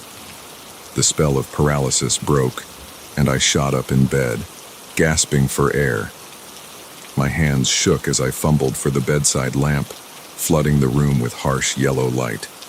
Every shadow seemed to hide a potential threat, but I was alone, no sign of the stranger, no evidence that he had ever been there at all. Had I imagined it? A particularly vivid nightmare, perhaps. But even as I tried to rationalize what I'd seen, I knew deep in my gut that it had been real. Something had been in my room, watching me sleep, and something told me it would be back. Sleep was impossible after that. I spent the rest of the night with every light in the apartment blazing, jumping at every creak and groan of the old building. When dawn finally broke, I felt hollow-eyed and jittery, like I'd mainlined a gallon of coffee. I called in sick to work, unable to face the thought of leaving my apartment. Instead, I spent the day researching, desperate for some explanation of what I'd experienced. Sleep paralysis, hypnagogic hallucinations, or something more, supernatural. The internet was a rabbit hole of ghost stories and paranormal theories. I read accounts of shadow people, of malevolent spirits that preyed on the sleeping. Each story sent a fresh chill down my spine, but none quite matched what I'd seen.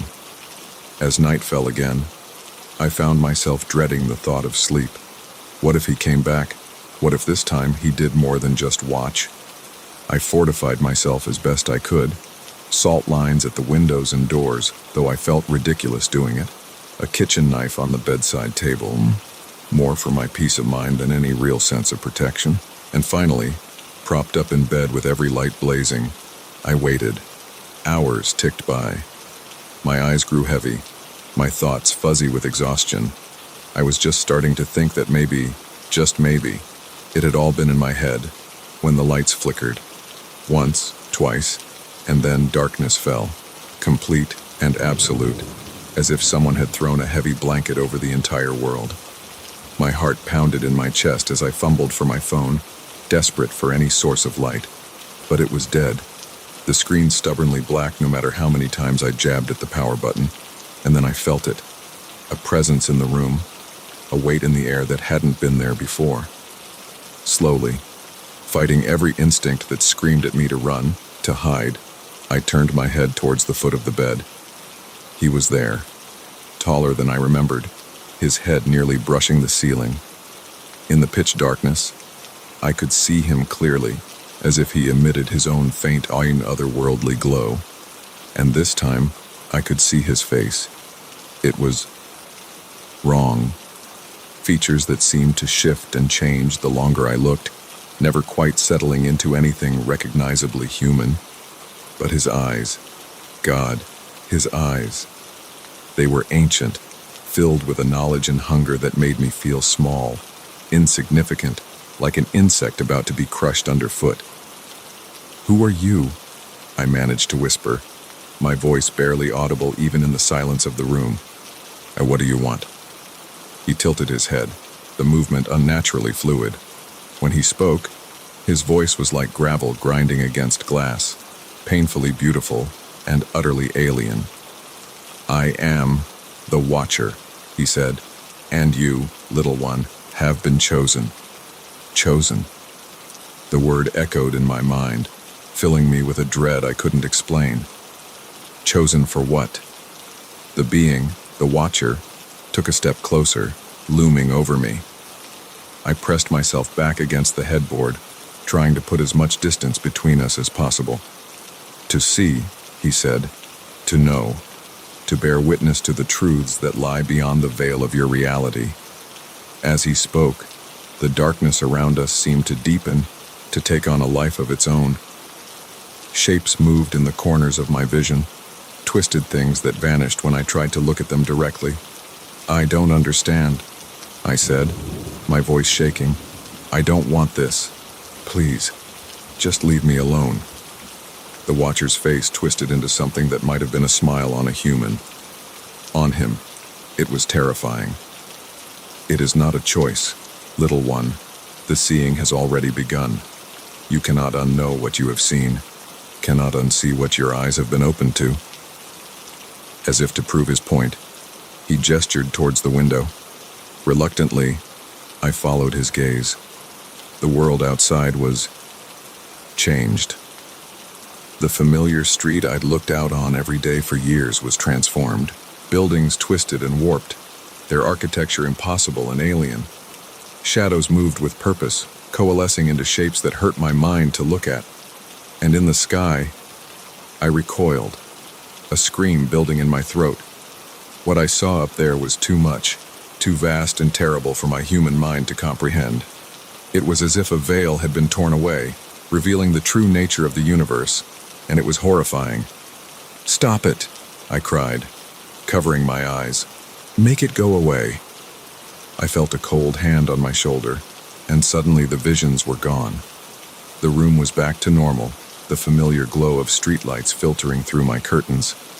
But the watcher remained, his presence a constant reminder that nothing would ever truly be normal again. "Why me?" I asked, my voice small and broken. "Why show me these things?" The watcher regarded me silently for a long moment. When he spoke again, there was something almost like pity in his voice. "Because you have the capacity to see, to understand, not fully, not yet, but in time. In time, you will be our eyes in this world, our voice, our herald." I shook my head, tears streaming down my face. "I don't want this. I can't handle it." "You can," he said, his voice firm. "You must. The choice was made long ago, little one, before you were born, before your parents were born. Your bloodline was chosen, and now the time has come for you to fulfill your purpose." With that, he began to fade, his form growing translucent. But before he disappeared entirely, he leaned in close, his alien features inches from my face. "We will return," he whispered, "and each time you will see more, know more, until the day comes when you are ready to truly join us." And then he was gone, leaving me alone in my suddenly too small bedroom. I'd like to say that was the end of it, that I found a way to block out what I'd seen, to go back to my normal life. But the watcher was right. Once your eyes have been opened to the truth of reality, there's no going back. In the days and weeks that followed, I caught glimpses of things that shouldn't exist, shadows that moved against the flow of light, doorways that appeared and disappeared in the blink of an eye. And sometimes, just sometimes, I'd look up at the night sky and see something vast and unknowable, peering back at me. I don't sleep much anymore. Can't bear to close my eyes, knowing what might be waiting for me in the darkness. Instead, I write. I document everything I see, everything I experience. Maybe it's my way of trying to make sense of it all. Or maybe it's exactly what the watcher wanted, for me to bear witness, to spread the knowledge of what lies beyond. All I know is that the world is so much bigger, so much stranger than I ever imagined, and I'm no longer sure if that's a blessing or a curse. So if you're reading this, consider it a warning. The next time you wake up in the middle of the night and feel a presence in your room, don't open your eyes. Don't look, because once you see, you can never unsee. And trust me, there are some truths that mankind was never meant to know.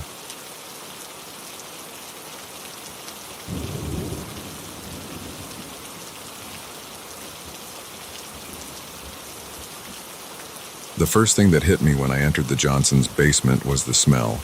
It was thick, cloying, a sickly sweet odor that clung to the back of my throat and made my eyes water.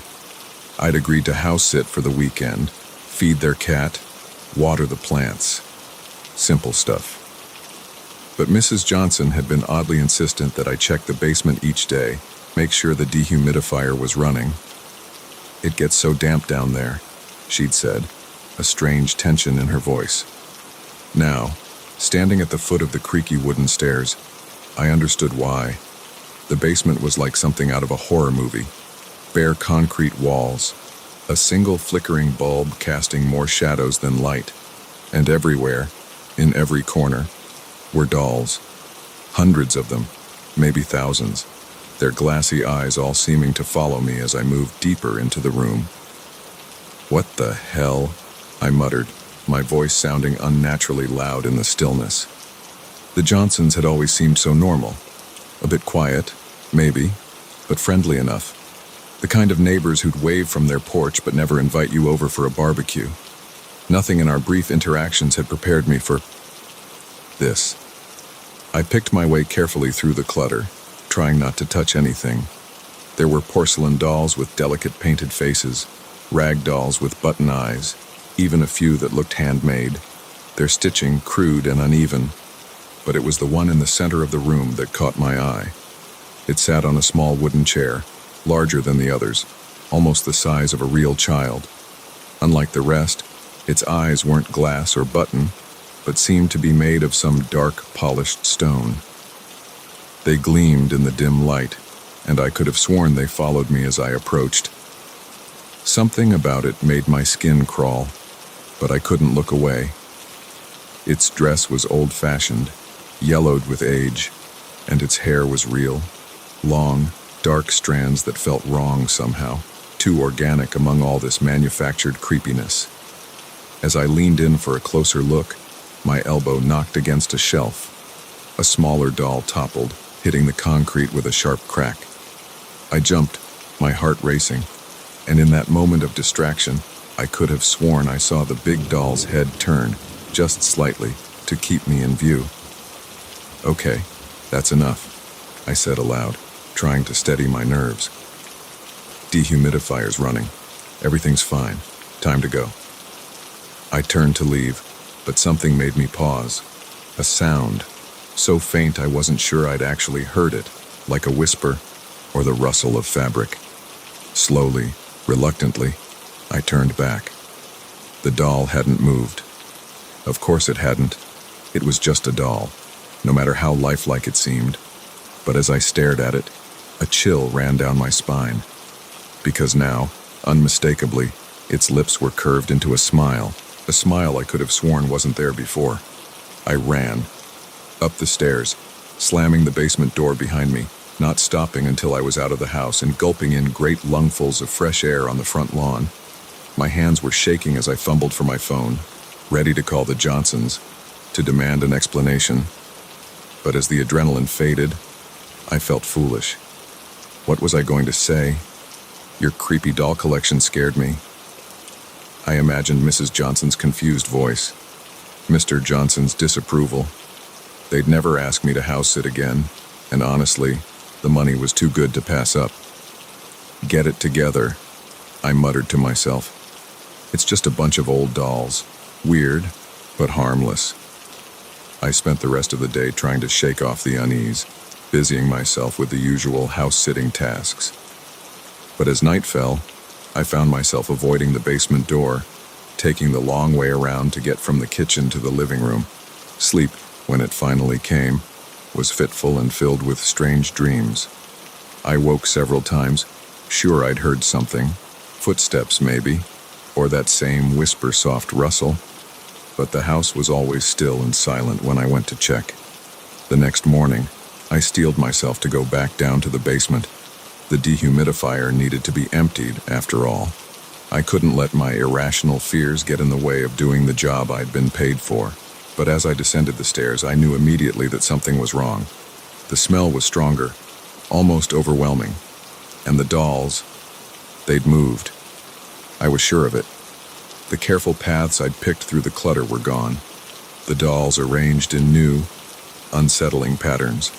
And the big one, the one with the stone eyes, was gone from its chair. My heart pounding, I searched the room, half expecting it to jump out at me from behind a shelf, but it was nowhere to be seen.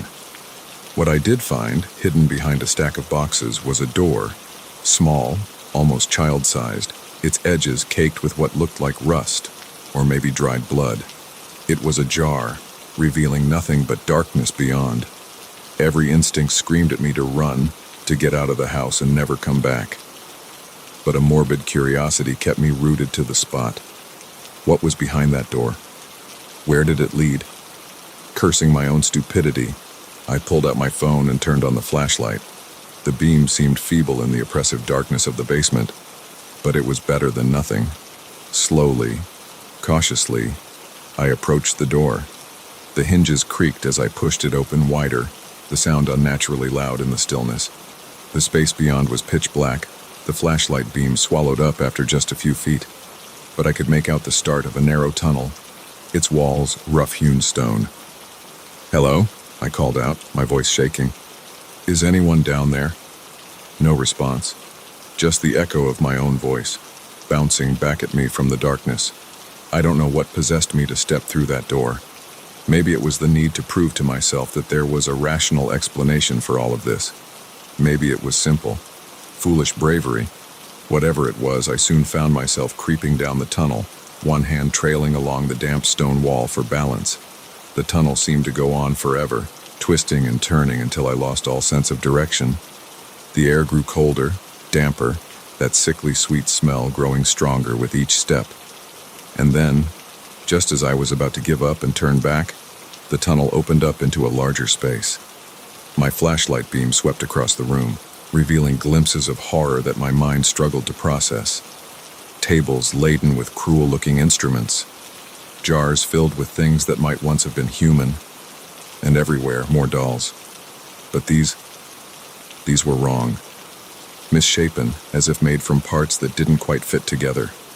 Some moved, twitching and writhing in a grotesque parody of life. And there, in the center of it all, stood the big doll. Only it wasn't a doll at all.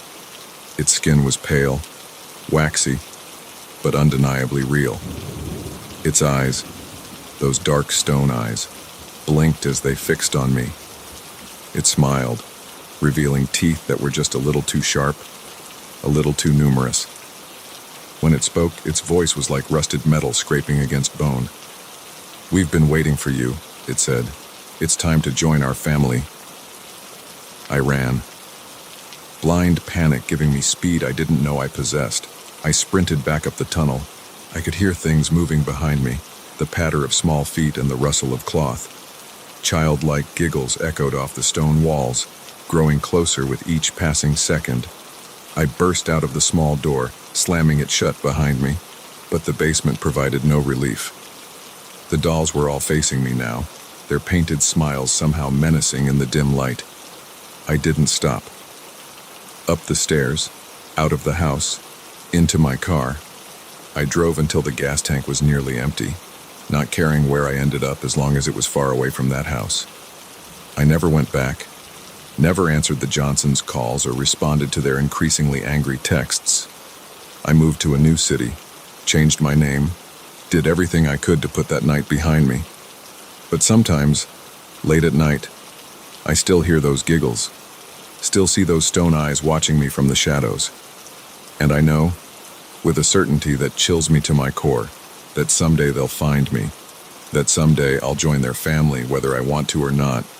So if you're ever asked to house sit for the Johnsons, or any family that seems just a little too normal, a little too insistent about checking their basement, run, and don't look back, because some doors once opened can never truly be closed again.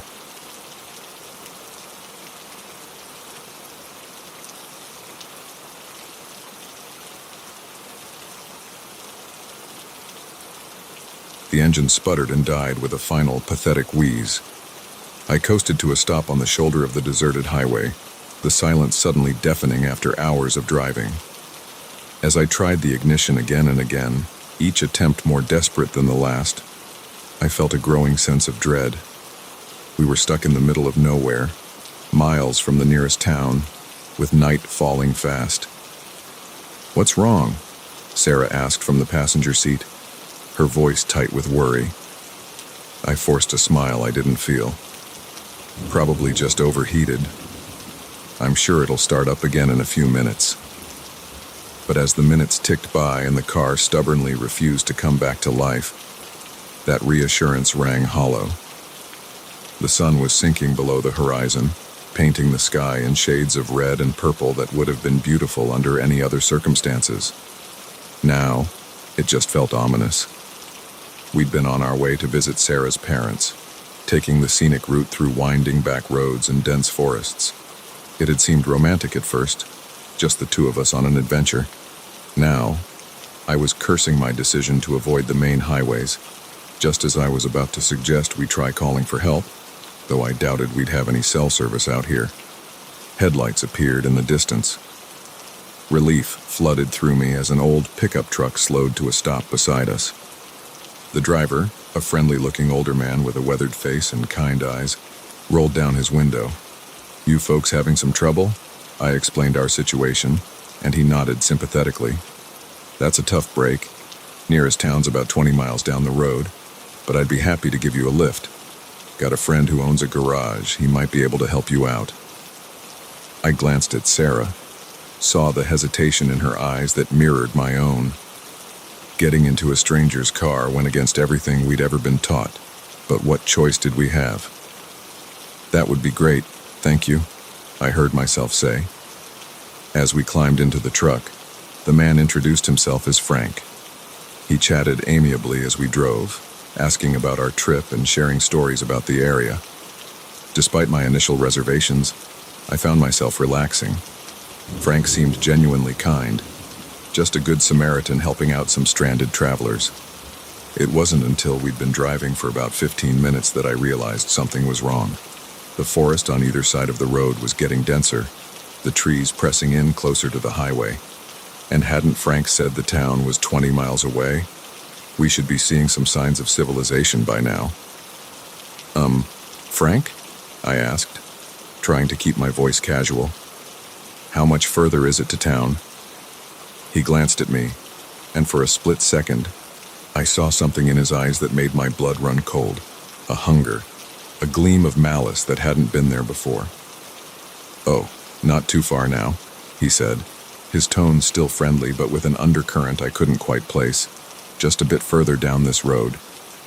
I felt Sarah tense beside me, her hand finding mine and squeezing tight. She'd noticed it too. Something was very, very wrong. The next few minutes were among the longest of my life. I tried to think of a way out, some excuse to get Frank to stop the truck, but we were in the middle of nowhere, and I had a sinking feeling that any attempt to flee would end badly for us. Just as the panic was threatening to overwhelm me, lights appeared ahead, but it wasn't the welcoming glow of a town. Instead, a ramshackle collection of buildings came into view, barely visible in the gloom. Frank turned off the main road onto a rutted dirt track, the truck bouncing and jolting as we approached what looked like an old farmhouse. "Here we are," Frank announced cheerfully, as if this decrepit property was the thriving town he'd promised. "Let's get you folks inside and we'll see about that car of yours." As we climbed out of the truck, I noticed other vehicles parked haphazardly around the yard. Some looked like they'd been there for years, slowly rusting away. Others were newer, and with a jolt of horror, I recognized one as the same model as our broken-down car. Frank ushered us towards the house, his hand on my back feeling less like a friendly gesture and more like a threat. "My family's real hospitable," he was saying. "They love having guests." The front door creaked open before we reached it, and a woman stepped out onto the porch. In the dim light from the single bare bulb above the door, her features seemed to shift and waver, never quite settling into a recognizable face. "Welcome, dears," she said, her voice sickly sweet. "We've been waiting for you." That was it. The final confirmation that this was no act of kindness, but something far more sinister.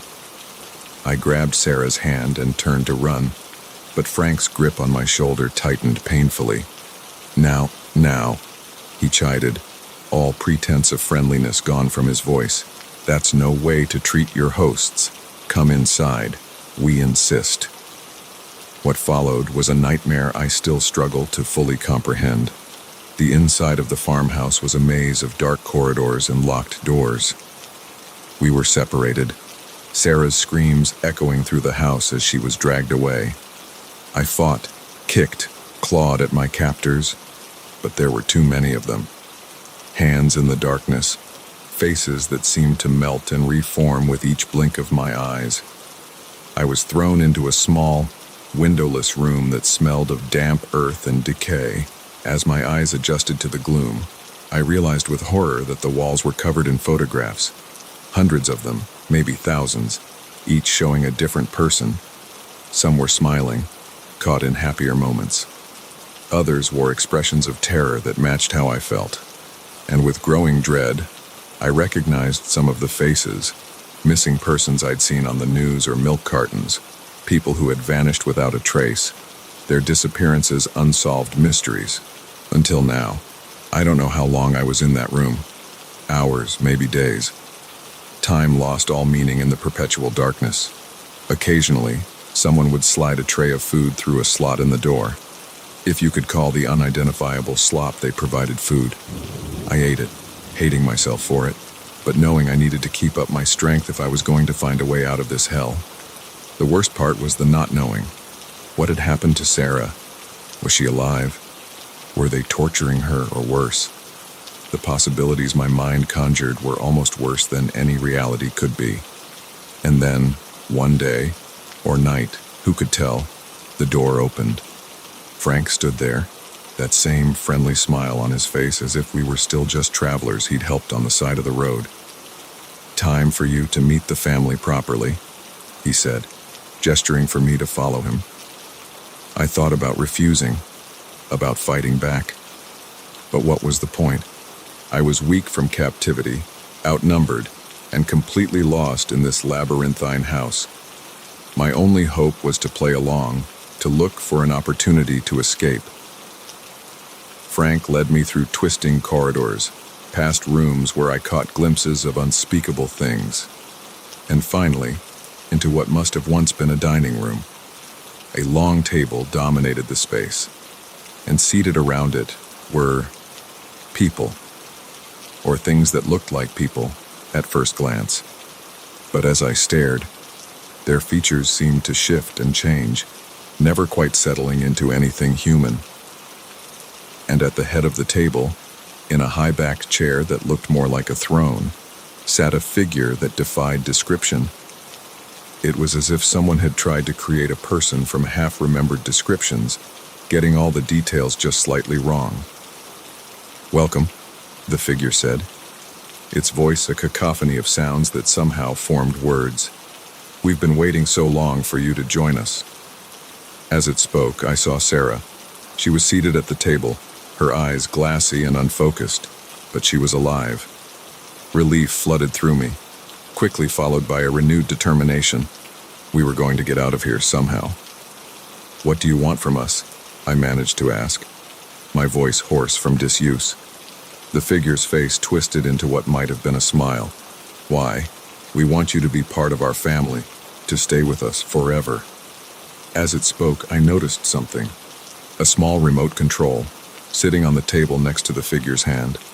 And suddenly, I understood. The shifting faces, the impossibly large house, the way Frank had found us so conveniently on that lonely road. It was all an illusion.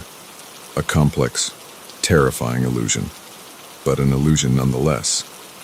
In that moment, I made a choice.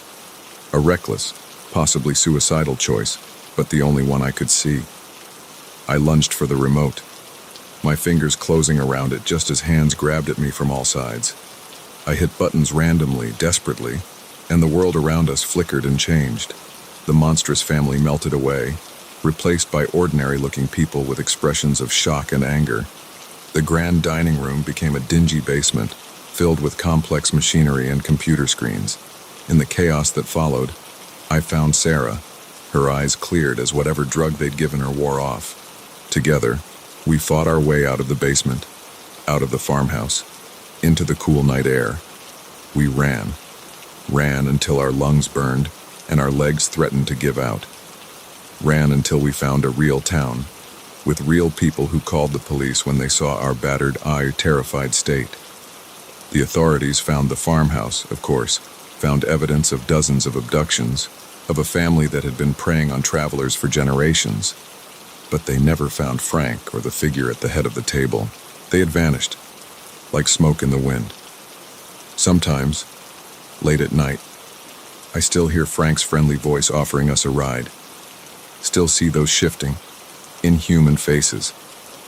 And I wonder, with a chill that goes bone deep, if they're still out there, still waiting on lonely roads for unsuspecting travelers, still looking to add to their twisted, impossible family. So, if you're ever driving on a deserted highway and your car breaks down, be careful who you accept help from, because some families are best left alone and some invitations should never be accepted.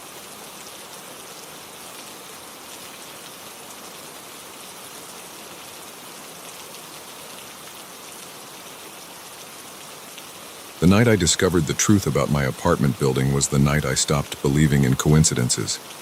It started with a noise, a soft, rhythmic tapping that seemed to come from inside the walls. At first, I dismissed it as old pipes, or maybe a rodent problem. But as the days passed and the tapping grew more insistent, more deliberate, I began to suspect that something far stranger was at work. I'd moved into the Blackwood apartments just 3 months earlier, drawn by the low rent and the building's quirky charm. It was an old place, all creaky floorboards and ornate moldings, with a history that stretched back to the 1920s. The landlord, a thin, nervous man named Mr. Garrett, had been oddly insistent that I take the apartment on the 5th floor, even though there were vacancies on lower levels. "Better view," he'd said with a tight smile that didn't reach his eyes. "And quieter, too. You'll hardly hear a peep from the other tenants." At the time, I'd been grateful for the solitude. Fresh out of a messy breakup and starting a new job, I craved the peace and quiet. But now, as I lay awake night after night listening to that incessant tapping, I began to wonder if there was another reason Mr. Garrett had been so keen to isolate me up here. It was on a Tuesday night, exactly 2 weeks after the tapping began, that things took a turn for the bizarre. I'd finally worked up the courage to investigate the source of the noise, armed with a flashlight and a screwdriver I'd dug out of my junk drawer. As I pressed my ear to the wall, trying to pinpoint the exact location of the sound, I heard something that made my blood run cold. A voice, muffled and distant but unmistakably human, and it was calling my name. "Emily," it whispered, the sound seeming to come from everywhere and nowhere at once. "Emily, help us." I stumbled back, my heart pounding. This couldn't be real. I was sleep-deprived, imagining things. But even as I tried to rationalize it, the voice came again, louder this time. "Please, Emily, we don't have much time." With shaking hands, I began to pry at the wallpaper, tearing away strips to reveal the plaster beneath.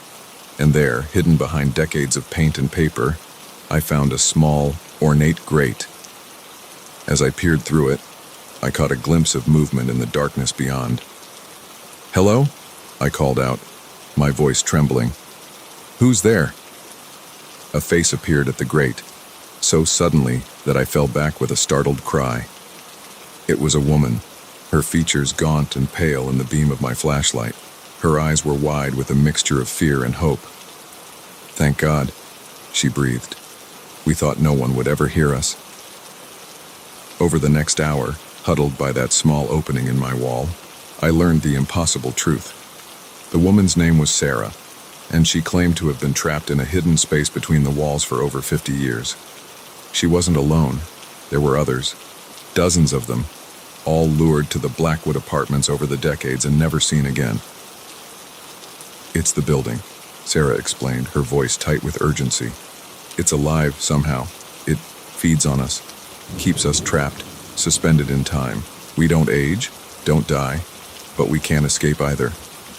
I listened, my mind reeling, as Sarah told me about the Blackwood's dark history, how it had been built by a man obsessed with immortality, who had somehow imbued the very structure with a twisted, hungry life of its own, how it lured in tenants, slowly isolating them before swallowing them into its walls. "But you're different," Sarah said, a glimmer of hope in her eyes. "You can hear us. You can help us break free." I wanted to believe it was all an elaborate hoax, some sick prank by the other tenants. But deep down, I knew it was true. It explained the odd behavior of Mr. Garrett, the strange noises I'd been hearing, the oppressive atmosphere that seemed to permeate the entire building. "What can I do?" I asked, surprising myself with my own willingness to accept this insane situation. Sarah's face lit up with relief. "There's a room in the basement," she said, "hidden behind the old boiler. Inside it you'll find the building's heart. Destroy it, and you'll set us all free." It sounded simple enough, but I knew it wouldn't be. As I made my way down to the basement that night, armed with nothing but a kitchen knife and my own determination, I could feel the building's awareness pressing down on me. The stairs creaked ominously under my feet. Shadows seemed to move in the corners of my vision, and more than once I heard what sounded like whispered voices urging me to turn back. The basement was a maze of rusted pipes and ancient machinery, the air thick with the smell of mold and decay. I found the boiler easily enough, a massive iron monstrosity that looked like it hadn't been used in decades. But try as I might, I couldn't find any sign of a hidden room behind it. Just as I was about to give up, I heard it. The tapping, soft at first, then growing louder, more insistent. It was coming from inside the boiler itself. With a sense of dread, I realized what I had to do. The door to the boiler was rusted shut, but desperation gave me strength. It took all my effort, but finally, with a screech of protesting metal, it swung open. The interior of the boiler was impossibly large, defying the laws of physics. A narrow passageway stretched out before me, lined with pulsing, organic-looking walls. And at the end, I could see a faint, reddish glow. Every instinct screamed at me to run, to get out of this nightmare and never look back. But the thought of Sarah and the others, trapped for decades in this monstrous building, gave me the courage to press on. The passageway seemed to go on forever, twisting and turning in ways that made no sense. More than once, I felt the floor shift beneath my feet, as if the building was trying to disorient me.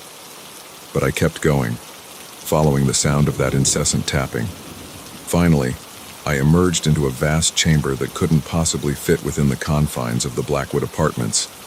And there, in the center of the room, was the heart. It was a massive, pulsing thing, more machine than organ. Pipes and wires snaked out from it in all directions, disappearing into the walls, and embedded in its surface were faces, hundreds of them, contorted in expressions of agony and fear.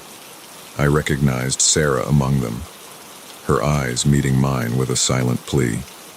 As I approached, knife in hand, I felt the building's fury. The walls began to contract, the floor beneath me buckling and heaving. A howling wind filled the chamber, and I heard Mr. Garrett's voice bellowing from everywhere at once. "Stop! You don't know what you're doing.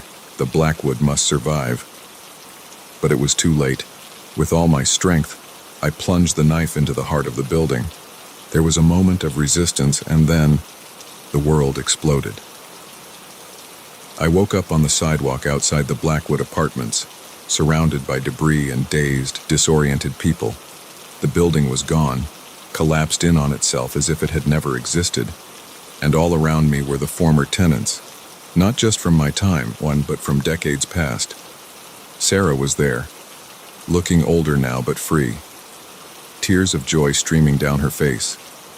In the days that followed, as the authorities tried to make sense of what had happened, I learned the full extent of the Blackwood's evil. Hundreds of people had vanished within its walls over the years, their disappearances written off as unsolved mysteries. Now, they were free, trying to adjust to a world that had moved on without them. As for me, I've developed a healthy distrust of old buildings and too-good-to-be-true rental agreements. I sleep with the lights on most nights, and the sound of tapping sends me into a cold sweat. But sometimes, when I pass by the empty lot where the Blackwood once stood, I feel a sense of pride, because on that impossible night, I faced the impossible, and I won.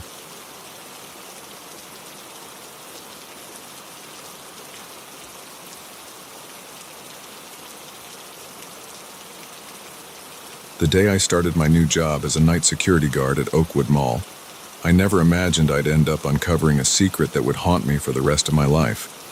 It was supposed to be an easy gig: patrol the empty corridors, make sure no one broke in after hours, maybe catch up on some reading during the quiet stretches. But from that very first shift, I knew something was off about this place. It started with the shadows. You'd expect a mall after dark to be full of them, sure, but these were different. They seemed to move when I wasn't looking directly at them, always just at the edge of my peripheral vision. And sometimes, when I turned a corner or entered a new section of the mall, I could have sworn I saw figures darting out of sight. I tried to rationalize it. Tricks of the light, an overactive imagination fueled by too many late-night horror movies. But as the weeks went by, the strange occurrences only escalated. It was about a month into the job when I first heard the whispers. I was doing my usual rounds, flashlight beams sweeping across the darkened storefronts, when a sound caught my attention. It was coming from the old fountain in the center of the mall, the one that hadn't worked in years. As I approached, the whispers grew louder. I couldn't make out words, exactly, but the tone was urgent, almost pleading. My hands were shaking as I shone my light into the dry basin of the fountain. Nothing, just cracked tiles and years of accumulated dirt. But as I turned to leave, my light caught something etched into the stone rim. Numbers, carved so faintly, I almost missed them. 07-13, 1989. A date. But what did it mean? That night marked the beginning of my obsession. I started researching the mall's history, digging through old newspapers and local records. Oakwood Mall had opened in the early 80s, a standard suburban shopping center. Nothing remarkable about it, really, except there had been an incident. On July 13, 1989, the exact date I'd found carved into the fountain, a group of teenagers had gone missing. They'd last been seen at the mall, but extensive searches had turned up nothing. The case had gone cold, eventually fading from public memory. But the mall remembered, and now it seemed it wanted me to know the truth. Over the next few weeks, I found more clues. Snippets of conversation caught on the mall's ancient intercom system, always cutting out before I could make sense of them. Strange symbols appearing in the condensation on windows, and always those moving shadows just out of sight. My co-workers started to notice the change in me. Dark circles under my eyes from sleepless days spent researching. Jumpiness, paranoia. They joked that the job was getting to me, that I was letting my imagination run wild in the empty mall. If only they knew. It all came to a head on a night in late October. I was making my final rounds before the end of my shift when every light in the mall suddenly went out. Not just the ones that were supposed to be on for security, every single bulb, even the emergency lights. In the pitch darkness, I heard it, footsteps echoing through the corridors. Not the steady pace of a fellow security guard, but the erratic, excited steps of multiple people. Laughing, talking, it sounded like a group of teenagers out for a night of fun. My heart pounding, I followed the sounds. They led me to a part of the mall I'd never paid much attention to before. A plain wall between two stores, unremarkable in every way. Except now, in the beam of my flashlight, I could see the outline of a door that shouldn't exist. With trembling hands, I reached out and turned the handle. It opened with a creak that seemed to echo forever. Beyond was a corridor that looked like it belonged in the 1980s. Neon lights flickered overhead, illuminating posters for movies and bands long since forgotten. And at the end of the hall, a group of teenagers turned to look at me. Their clothes, their hair, everything about them screamed 1989. One of them, a girl with big hair and a denim jacket, spoke. "Are you here to let us out?" she asked, her voice hopeful but tinged with fear. "We've been waiting so long." In that moment, I understood. Somehow, impossibly, I was looking at the missing teenagers from 1989, trapped in some kind of time bubble or parallel dimension, never aging, never escaping, just waiting, for 35 years, for someone to find them. I opened my mouth to respond, to tell them yes, I was here to help. But before I could get the words out, a hand clamped down on my shoulder. I spun around, coming face to face with Mr. Hadley, the mall's owner, a man who, I suddenly realized, hadn't aged a day since the photos I'd seen of him from the 80s. Now, he said, his voice oily and cold. "We can't have you spoiling the fun, can we?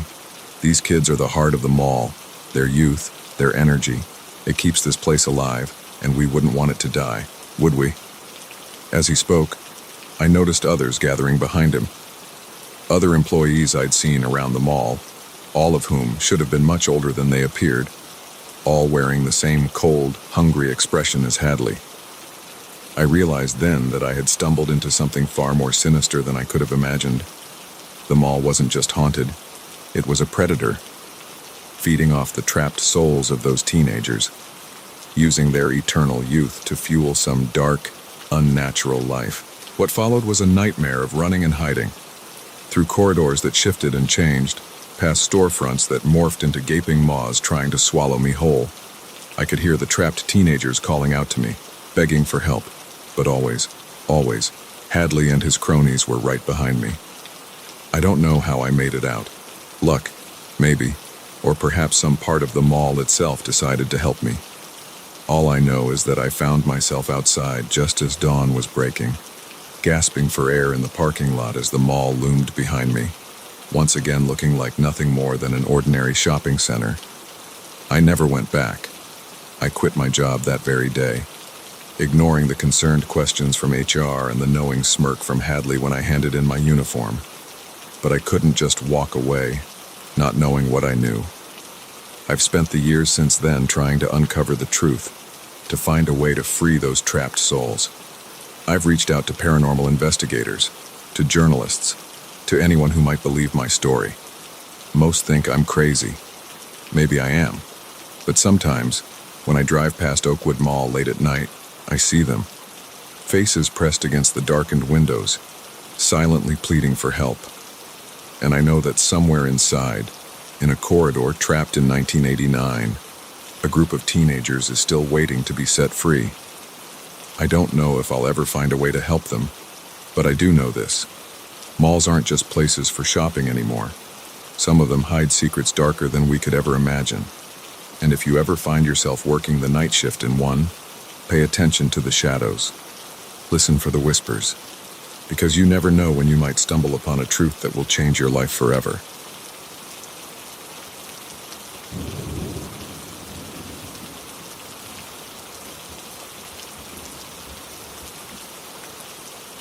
I never thought I'd be grateful for my severe peanut allergy, but on that sweltering July afternoon, it saved my life. The summer I turned 16, I landed what I thought was a dream job, live-in nanny for the prestigious Hamilton family. Little did I know, I was stepping into a nightmare that would haunt me for years to come. The Hamiltons seemed perfect on paper. Richard, a successful lawyer, and his wife Elena, a renowned pediatrician, had two adorable children, 7-year-old Lily and 5-year-old Max. They lived in a sprawling mansion on the outskirts of town, complete with a pool, tennis court, and meticulously manicured gardens. When I arrived, lugging my suitcase up the grand front steps, I felt like I'd walked onto the set of a movie. Elena answered the door, all perfect smile and designer sundress. "You must be Sarah," she said, ushering me inside. "We're so glad you're here. The children have been so excited to meet you." As she gave me a tour of the house, I couldn't shake the feeling that something was off. Maybe it was the way Elena's smile never quite reached her eyes, or the eerie silence that seemed to permeate the massive home. Where were the sounds of playing children, of a lived-in family space? I met the kids at dinner that night. Lily and Max were adorable, but unnervingly well-behaved. They sat ramrod straight in their chairs, answering their parents' questions in quiet, polite voices. Not once did they squabble or complain about the elaborate meal set before them, a far cry from the chaotic family dinners I was used to. It was during dessert that the first truly strange thing happened. Elena had made a beautiful peanut butter mousse, and as she was serving it, I mentioned my allergy. "Oh, I'm so sorry," she exclaimed, looking genuinely distressed. "I completely forgot. Let me get you something else." As she hurried to the kitchen, I noticed Richard and the children exchange a look. It was quick, barely a flicker, but in that moment, I saw something cold and calculating in their eyes that sent a chill down my spine. The next few weeks were a whirlwind of activity. On the surface, everything seemed normal. I took the kids to the pool, helped them with summer reading, played endless games of hide and seek in the massive house. But underneath, there was a constant undercurrent of unease. Little things kept nagging at me, the way Lily and Max never seemed to argue or misbehave, even when no adults were around. The locked room in the east wing that Elena told me was just storage, but I often heard strange noises coming from. The fact that in all my time there, I never saw the kids interact with friends their own age. And then there were the nightmares. Every night I'd jolt awake, heart pounding, convinced I'd heard screams echoing through the house. But when I'd creep out to investigate, all would be silent and still. It was about a month into my stay when I stumbled upon the truth. I was in the laundry room, sorting through the kids' clothes, when I found it, a small notebook tucked into the pocket of Max's jeans. Curiosity got the better of me, and I opened it. What I saw inside made my blood run cold. Page after page of childish handwriting, detailing horrific acts, experiments, the notebook called them, tests of endurance, of pain tolerance, of psychological breaking points, and accompanying each entry were clinical notes in an adult's hand, analyzing the results. I was so engrossed in the nightmare before me that I didn't hear the footsteps approaching. It wasn't until a shadow fell over me that I realized I wasn't alone. "Find something interesting, Sarah?" Richard's voice was calm, almost amused, but when I looked up, his eyes were as cold and dead as a shark's. I scrambled to my feet, the notebook clutched to my chest. "What is this?" I demanded, my voice shaking. "What have you been doing to those children?" Richard's smile widened, showing too many teeth. "Not to them, Sarah. With them. For them. We're making them better, you see. Stronger. Superior." As he spoke, Elena and the children appeared in the doorway. Lily and Max were smiling, but there was nothing childlike in their expressions anymore. They looked hungry. "We had such high hopes for you, Sarah," Elena sighed, shaking her head. "We thought you might be suitable to join our little family, to help us with our great work. But it seems," Richard continued, taking a step towards me, "that you're not quite what we're looking for after all." I ran. Through the winding corridors of the mansion, up staircases and down hallways, the sound of pursuit close behind me. I could hear Lily and Max giggling, as if this was all some grand game to them. I ended up in the kitchen, frantically searching for a weapon, a phone, anything that might help me. And that's when I saw it. The jar of peanut butter on the counter, left out from lunch earlier. An idea struck me, born of desperation and fear. I grabbed the jar and a knife, smearing the peanut butter over my arms and face. Then I turned to face my pursuers. The Hamiltons burst into the kitchen, Richard in the lead, but they skidded to a stop when they saw me, their eyes widening in surprise and, yes, fear. "Don't come any closer," I warned, holding out my peanut butter-covered arms. "One touch and I go into anaphylactic shock. Is that the kind of mess you want to deal with?" It was a bluff, of course, my allergy was severe, but not quite that bad. But they didn't know that. For a long moment, we stood there in a tense standoff. Then, slowly, Richard backed away. "Let her go," he said to the others, his voice tight with barely contained rage. "She's not worth the risk." I didn't wait to be told twice. I ran from that house and didn't stop until I was miles away, collapsing on the side of the road where a kind stranger found me and called the police. The aftermath was a blur of police interviews and psych evaluations. The Hamiltons, of course, denied everything. The notebook had vanished, and without it, it was my word against theirs. Pillars of the community versus a teenage girl with an overactive imagination. In the end, nothing came of it. The Hamiltons moved away soon after to some other unsuspecting town where they could continue their work in peace. Sometimes I wonder about Lily and Max, about what kind of monsters they're growing up to be under their parents' twisted guidance. As for me, I still have nightmares about that summer, about cold eyes and childish giggles and the sound of footsteps chasing me through endless hallways. I can't look at a jar of peanut butter without feeling sick, but mostly, I think about how close I came to becoming part of their family. How, if it hadn't been for my allergy, I might have ended up as just another one of their experiments, another victim of the Hamiltons' pursuit of perfection. So if you're ever looking for a summer job, be careful. That perfect family in the big house might not be what they seem. And sometimes, the real monsters are the ones hiding in plain sight, behind picket fences and perfect smiles.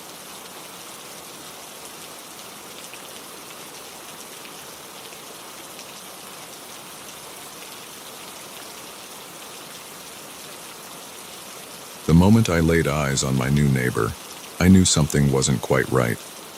It wasn't anything I could put my finger on at first, just a feeling, a prickling at the back of my neck whenever he was around. If only I'd trusted that instinct sooner, maybe I could have prevented the nightmare that was about to unfold. It was a crisp autumn day when he moved in next door. I was raking leaves in my front yard when the moving truck pulled up. As I watched, a man stepped out of the passenger side, tall, well-dressed, with a smile that seemed a touch too wide to be natural. He spotted me and waved, crossing the lawn with an easy grace. "Hello there, I'm James, your new neighbor." I introduced myself, trying to ignore the unease that settled in my stomach as we shook hands. His grip was firm, almost painfully so, and his hand was ice cold despite the warm afternoon sun. Over the next few weeks, James proved to be the model neighbor. He kept his lawn immaculate, always greeted everyone with that too wide smile, and even brought over a homemade pie when he first moved in. But there was always something off about him. The way his eyes never seemed to blink quite enough. The way neighborhood pets would go silent and still when he walked by. The way he was always watching. It started small at first. Mrs. Johnson's cat went missing, then the Thompsons' dog. People chalked it up to coyotes or just bad luck. But I couldn't shake the memory of seeing James out in his backyard late one night, digging. When I'd called out to ask what he was doing, he'd looked up with those unblinking eyes and said, "Just a bit of late-night gardening. Sleep well, neighbor." Then people started to change.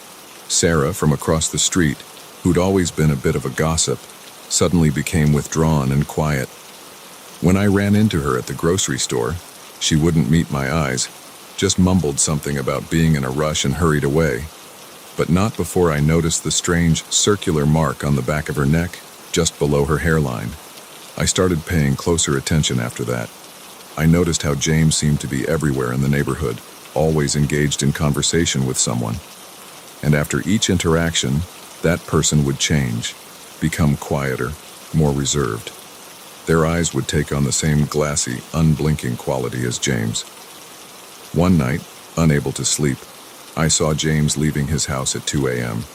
Without really thinking about it, I decided to follow him. He walked with purpose through the silent streets, eventually coming to the old community center at the edge of our neighborhood. It had been abandoned for years, scheduled for demolition, but never quite getting there. James unlocked the door and slipped inside. I crept up to a dirty window, peering through a gap in the grime. What I saw inside made my blood run cold. The main room of the community center had been transformed. Strange symbols covered the walls and floor, glowing faintly in the darkness. And in the center of it all was James, surrounded by our neighbors. They stood in a circle, swaying slightly, their eyes fixed on James as he raised his arms and began to chant in a language I'd never heard before. As I watched, horrified, James' face began to change. His features seemed to melt and shift, revealing something underneath that was decidedly not human. Tentacles writhed where his mouth should be, and his eyes multiplied, covering his face in a sea of blinking orbs. I must have made a sound, a gasp or a whimper, because suddenly, every eye in the room turned to the window. To me. I ran, faster than I've ever run in my life, heart pounding, lungs burning. I could hear something behind me, a slithering, squelching sound that was gaining ground fast. Just as I reached my front door, fumbling with my keys, I felt something cold and wet wrap around my ankle. I kicked out blindly, feeling my foot connect with something soft. There was a hiss of pain, and the grip on my ankle loosened just enough for me to wrench free and tumble through my door, slamming it shut behind me. For a long moment, I just sat there on my floor, gasping for breath. listening to the sound of something inhuman scratching at my door. Eventually, it went away, but I didn't move until dawn began to break. The next day, everything seemed normal. James was out watering his lawn, waving cheerfully to passers-by. My changed neighbors went about their routines as if nothing had happened. But now I could see the truth behind the facade. The slight iridescent sheen to their skin when the light hit it just right. The way they moved, just a touch too fluid to be natural. I spent the next week in a panic trying to figure out what to do. I couldn't go to the police. Who would believe me? And even if they did, what could they do against whatever James was? I thought about running, but the idea of leaving everyone I knew in the clutches of that thing was unbearable. In desperation, I turned to the internet, searching for anything that might help me understand what I was dealing with. It was there, on an obscure forum dedicated to paranormal encounters, that I found a glimmer of hope. The post was old, nearly a decade old, but it described something eerily similar to what was happening in my neighborhood. A friendly new neighbor, strange changes in the community, glimpses of something inhuman. But the key difference was that in this story, someone had found a way to stop it. The solution was almost too simple to be believed. Salt. Apparently, whatever these creatures were, they couldn't cross a line of pure salt. It disrupted their ability to maintain their human form, revealing their true nature. Armed with this knowledge and more bulk-sized containers of salt than I care to admit, I formulated a plan. It was risky, potentially suicidal, but it was the only chance I had to save my neighborhood, and possibly the world, from whatever James and his kind were planning. The next community barbecue, something James had suggested and everyone had enthusiastically agreed to, was my opportunity. As everyone gathered in the park, laughing and talking with that eerie, glassy-eyed cheer, I got to work. Under the guise of setting up decorations, I managed to create a massive circle of salt around the entire gathering. James was at the center, holding court with that too-wide smile, completely oblivious to what I was doing.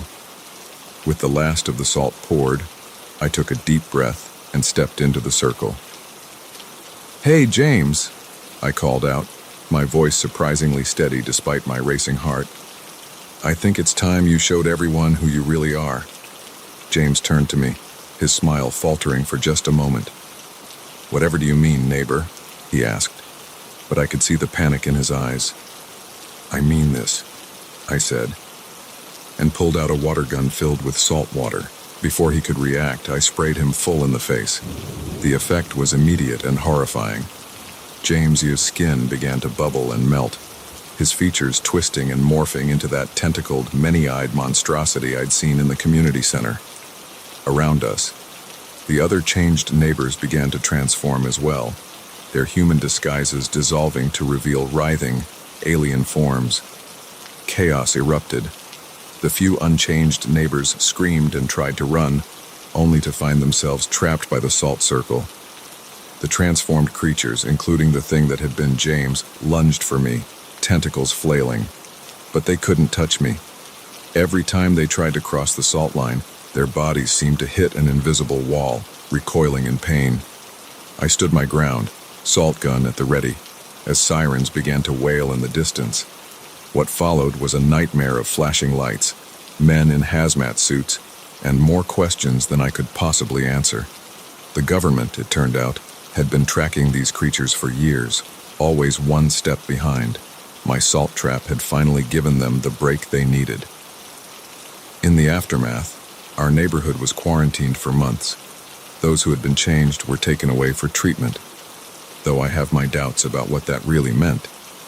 The rest of us were sworn to secrecy, our silence bought with threats and bribes in equal measure. Life eventually returned to some semblance of normalcy, but I know I'll never be the same. I still wake up in cold sweats, the memory of James' true form burned into my mind. I keep salt by every door and window, a habit I don't think I'll ever break. And sometimes, late at night, I swear I can hear something slithering outside, testing for weaknesses, waiting for its chance to return. Because if there's one thing I learned from this nightmare, It's that the monsters are real. They're out there, wearing human faces, waiting for their chance to strike. So the next time you meet a new neighbor who seems just a little too perfect, a little too friendly, well, maybe keep some salt handy, just in case.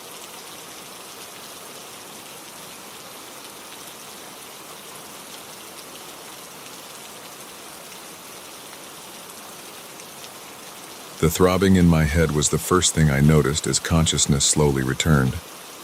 My mouth felt like it was stuffed with cotton, and there was a metallic taste on my tongue that I couldn't quite place. I tried to open my eyes, but the lids felt heavy, uncooperative. When I finally managed to pry them open, I was met with darkness so complete it took me a moment to realize my eyes were actually open. Panic set in as I tried to move, only to find my wrists and ankles bound tightly to what felt like a chair. The rough texture of rope bit into my skin as I struggled, my heart pounding so hard I could hear the blood rushing in my ears. Where was I? How did I get here? The last thing I remembered was leaving the bar after a night out with friends. Had I been drugged? Kidnapped? As my eyes adjusted to the darkness, I began to make out vague shapes around me. I was in a small room, maybe a basement or a storage unit. The air was stale and damp, with an underlying scent that made my stomach churn, a sickly sweet odor that reminded me of decaying fruit. Suddenly, a light flickered on overhead, the harsh fluorescent glare making me wince. As my vision cleared, I found myself staring into the face of a man I'd never seen before. He was middle-aged, unremarkable in appearance, the kind of person you'd pass on the street without a second glance. But his eyes were cold, calculating, filled with a curiosity that sent chills down my spine. "Ah, you're awake," he said, his voice surprisingly gentle. I was beginning to worry I'd miscalculated the dosage. I tried to speak, but my tongue felt thick and unresponsive. All I could manage was a weak groan. The man smiled, but it didn't reach his eyes. "Don't worry, the effects will wear off soon. In the meantime, let me introduce myself. My name is Dr. Elliot Parsons, and you, my dear, are about to become part of something truly extraordinary." As he spoke, he moved around the room, checking various machines and monitors I hadn't noticed before. They beeped and whirred, displaying numbers and graphs I couldn't begin to understand. "You see," Dr. Parsons continued, "I've dedicated my life to unraveling the mysteries of human consciousness. The mind, the soul, what makes us who we are. And after years of research, I've made a breakthrough, a way to separate consciousness from the physical body." He paused, looking at me expectantly, as if waiting for me to be impressed. When I didn't respond, he frowned slightly and went on. "Of course, the scientific community laughed at my theories, called me a crackpot, a madman, but I'll show them, and you, my dear, will help me do it." As the drug's effects began to wear off, fear gave way to anger. "You're insane," I spat out, my voice hoarse. "Let me go, or I swear I'll—" "You'll what?" Dr. Parsons interrupted, his tone still eerily calm. "Scream. No one can hear you down here. Call for help. Your phone is long gone. No, I'm afraid you're going to be my guest for quite some time." He turned away, fiddling with one of the machines. "Now, let's begin, shall we?" What followed was a nightmare beyond anything I could have imagined. Dr. Parsons attached electrodes to my head, inserted IVs into my arms. He spoke constantly as he worked, explaining his theories, his methods, his grand vision. But I barely heard him, too consumed by terror and the growing certainty that I was going to die in this room. And then, just as I thought things couldn't get any worse, they did. I felt a jolt, like an electric shock running through my entire body, and suddenly, I was outside myself. I could see my body, still strapped to the chair, eyes wide and unblinking, but I was also floating above it, formless, weightless. Dr. Parsons was ecstatic. "It worked," he cried, staring at a monitor that showed two distinct brainwave patterns. "Your consciousness has been successfully separated from your body. Can you hear me? Can you communicate? I tried to speak, to move, but in this disembodied state, I had no way to make myself heard or seen. I was trapped, a silent observer to my own torment. Days passed, or maybe it was weeks. Time lost all meaning as Dr. Parsons continued his experiments. He would return my consciousness to my body, only to rip it away again. Each time, the process became more painful, more terrifying, and each time, it became harder to find my way back. I began to lose pieces of myself. Memories, emotions, the very essence of who I was, all of it seemed to be slipping away. I could feel myself fragmenting, parts of my consciousness scattering like dust in the wind. Dr. Parsons, for his part, grew more manic with each passing day. His excitement gave way to frustration as he failed to achieve the breakthroughs he'd hoped for. He would rant for hours about the narrow-mindedness of his peers, about the greatness that awaited him once his work was recognized.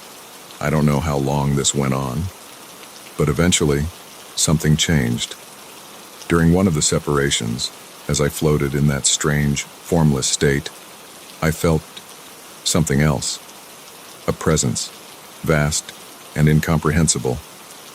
It seemed to fill the entire room, the entire world, and it spoke to me, not in words, exactly, more like concepts, ideas that bloomed directly in what passed for my mind in this state. It told me of realms beyond our own, of consciousnesses so vast and alien that merely brushing against them could shatter a human psyche. It told me that what Dr. Parsons was doing was dangerous, that he was tearing holes in the fabric of reality, holes that things from the other side could slip through, things that should never exist in our world. And then, to my horror, it showed me. I saw creatures of shadow and flame, writhing masses of tentacles and eyes, beings of pure energy that pulsed with malevolent intent. They were pressing against the weakened barriers of our reality, seeking entry. And with each of Dr. Parsons' experiments, those barriers grew thinner. The presence left me with a choice. It could help me stop Dr. Parsons, seal the breaches he'd created, but the price would be high. I would have to sacrifice a part of myself, become something not quite human to wield the power needed to end this. In that moment, faced with the horrors I'd seen, the choice was easy. What happened next is difficult to describe. I felt myself expand, my consciousness merging with something vast and ancient. Knowledge flooded into me, knowledge of the universe, of realities beyond our own, of powers that defied human understanding. When Dr. Parsons initiated the next separation, he got more than he bargained for. My consciousness didn't just leave my body, it exploded outward, filling the room with a blinding light. I could see the holes in reality now, ragged tears leaking otherworldly energies into our world. Dr. Parsons screamed, finally faced with the consequences of his actions. He could see them too now, the creatures pressing against the weakened barriers, hungry for entry. With my newfound power, I began to seal the breaches. It was agonizing work, like trying to sew up wounds in the very fabric of the universe. But slowly, painfully, I closed them off, one by one. As the last breach sealed, I turned my attention to Dr. Parsons. He was on his knees, babbling incoherently, his mind shattered by what he'd seen. Part of me wanted to destroy him for what he'd done to me, for the danger he'd put the entire world in. But in the end, I chose mercy. I wiped his mind clean, erasing all knowledge of his experiments and the horrors he'd unleashed. Returning to my body was like squeezing into a suit several sizes too small. I felt compressed, limited, only a fraction of what I had become. But I knew I couldn't maintain that expanded state. The human mind isn't meant to contain such vastness. I destroyed Dr. Parsons' equipment, erased his data, removed every trace of his terrible experiments. Then, using the last of my enhanced abilities, I freed myself and made my way back to the world above. Months have passed since that day. On the surface, my life has returned to normal. but I know I'll never truly be the same. There are moments when I can feel it, that vastness just beyond my reach, the knowledge of realities beyond our own. And sometimes, in the dark of night, I wonder, did I truly seal all the breaches? Or are there still holes out there, hidden and waiting? Are there things slipping through even now, unseen and unknown? I don't have the answers, but I remain vigilant, always watching, always ready, because I've seen what lies beyond the veil of our reality, and I know that the barriers between worlds are far thinner than any of us would like to believe.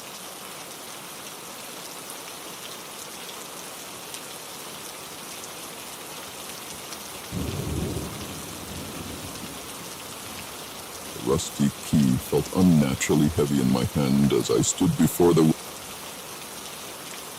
I'd had this moment for weeks since her funeral, but I couldn't put it off any longer. The house was to be sold, and it felt to me to sort through the remnants of her life. With a deep breath, I slid the key into the lock and turned it, wincing at the loud click that echoed through the empty house. The door creaked open, revealing is untouched for decades. Dust motes ends in the thin shaft of light from the single window, and the musty smell of aged paper and forgotten memories assaulted my senses. I fumbled for the light switch, but to life casting long shadows across piles of boxes and old furniture. As I picked my way through the clutter, a particular box caught my eye. Unlike the others, it wasn't cardboard or wood, but a sleek black metal container with an intricate lock. I'd never seen it before, and curiosity got the better of me. Kneeling beside it, I noticed a small envelope taped to the top, addressed to me in my grandmother's elegant handwriting. With trembling fingers, I opened the envelope and began to read. My dear, I'm no longer with you. I'm sorry for the burden I'm about to place on your shoulders, but you're the only one I can trust with the... Inside this box, you'll find the truth about our family. A truth I've kept hidden for over 60 years. It's a dangerous secret, one that has haunted me every day of my life. But it's time you knew. The key is taped to the back of this letter. Be careful, my love. Once you open this box, there's no going back. All my love, Grandma. My heart raced as I peeled the small key from the back of the letter. It felt wrong, somehow. Too warm, almost alive in my hand. But my curiosity overpowered my apprehension, and I inserted it into the lock. The moment the box opened, I knew I'd made a terrible mistake.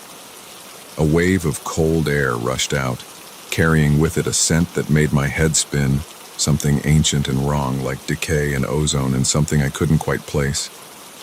Inside the box was a single item, a leather-bound journal, its cover worn and cracked with age. As I lifted the journal, a photograph slipped out and fluttered to the floor. I picked it up and my blood ran cold. It showed my grandmother, looking much younger, standing next to a man I'd never seen before. But it wasn't the man that caught my attention. It was what loomed behind them, a shape, blurred and indistinct, but unmistakably inhuman.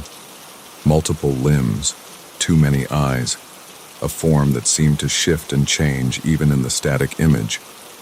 With shaking hands, I opened the journal and began to read. What I found inside shattered everything I thought I knew about my family, about reality itself. The journal detailed my grandmother's involvement with a secret society dedicated to studying and containing entities from beyond our reality. These beings, which the society called Outer Ones, existed in dimensions parallel to our own, occasionally slipping through weaknesses in the fabric of space-time. My grandmother had been recruited fresh out of college, her brilliant mind and unwavering curiosity making her an ideal candidate. At first, she'd been thrilled, the chance to explore the unknown, to push the boundaries of human knowledge. But as she delved deeper into the society's work, she began to understand the true horror of what they were dealing with. The Outer Ones were beyond human comprehension, their very presence warping the laws of physics and sanity alike. Some were merely curious about our world, while others harbored intentions far more sinister. The society's job was to study these entities, to find ways to communicate with the benign ones and repel the dangerous. But something had gone wrong, horribly, catastrophically wrong. In the summer of 1962, The society had attempted to open a controlled portal to the realm of the outer ones. My grandmother had been part of the team, her mathematical skills crucial to the calculations needed to stabilize the breach, but they had underestimated the power they were dealing with. The portal had opened wider than intended, and something had come through, something ancient and vast and hungry. In the chaos that followed, most of the team had been killed or driven mad. My grandmother had barely escaped with her life and her sanity intact. The society had managed to close the portal, but not before the entity had latched onto our reality. It couldn't fully manifest, but it could influence things from the periphery, and it had chosen my grandmother as its anchor. For decades, she had lived with this terrible knowledge, always feeling the entity's presence at the edges of her perception.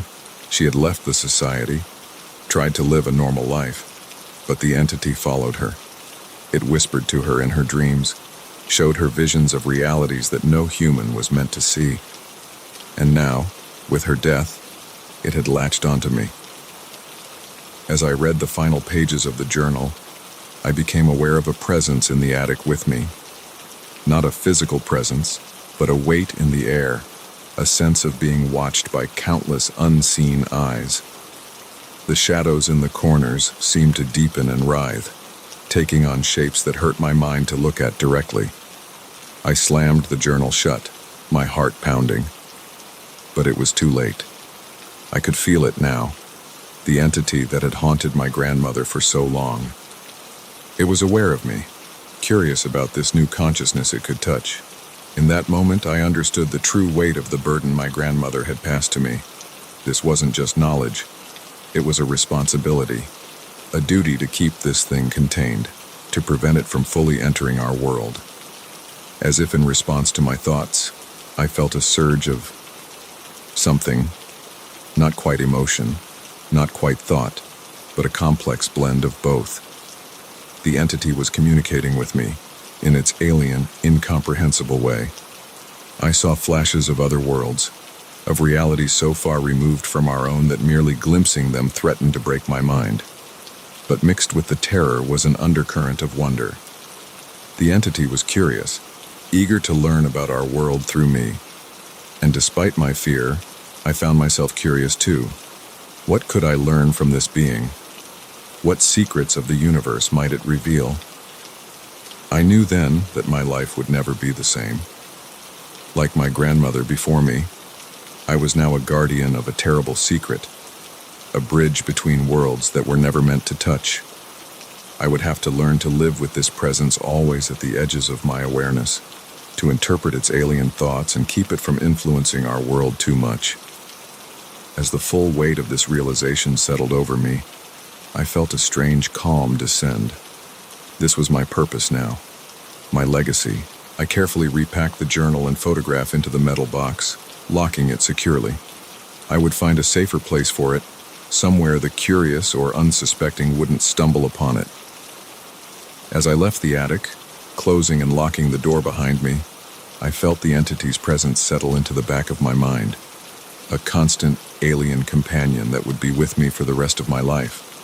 I stepped out of the house into the bright sunlight, blinking as my eyes adjusted. The world looked the same as it always had, people going about their daily lives, unaware of the realities that existed alongside our own. But I saw it differently now. In every shadow, every unexplained movement at the corner of my eye, I sensed the potential for something more. My grandmother's burden was now mine, and though it terrified me, a part of me thrilled at the possibilities it presented. What wonders and horrors would I witness in the years to come? What role would I play in the grand, cosmic dance between our world and the realms beyond? Only time would tell. But one thing was certain. Life would never be ordinary again.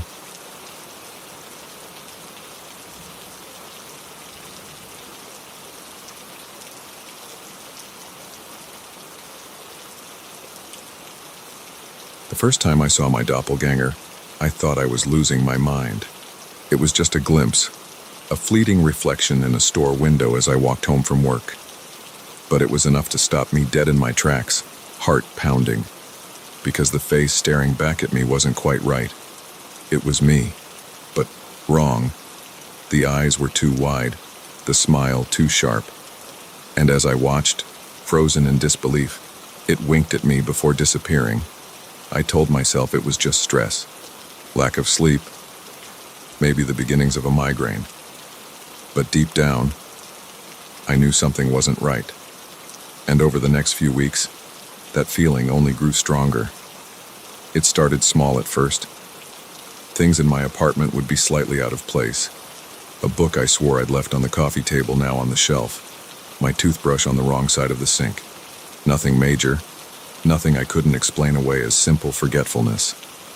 But it kept happening, more and more frequently. Then came the texts and emails. Friends asking about conversations we'd never had.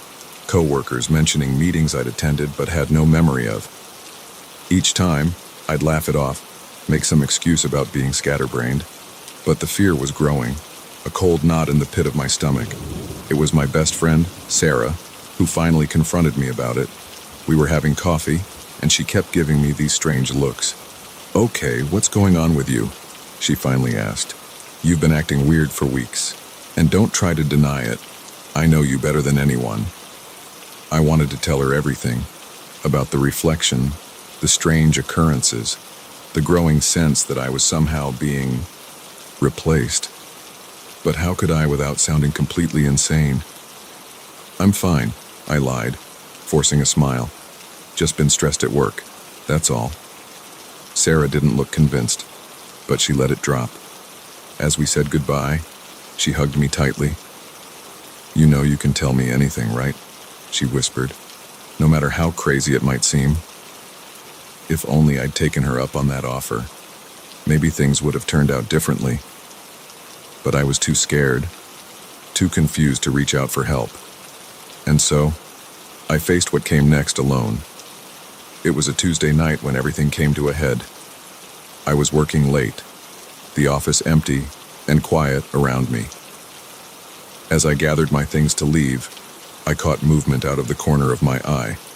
I turned, and there it was, my doppelganger, standing at the end of the hallway. This time, there was no mistaking it for a trick of the light or a stress-induced hallucination. It was solid, real, and utterly terrifying.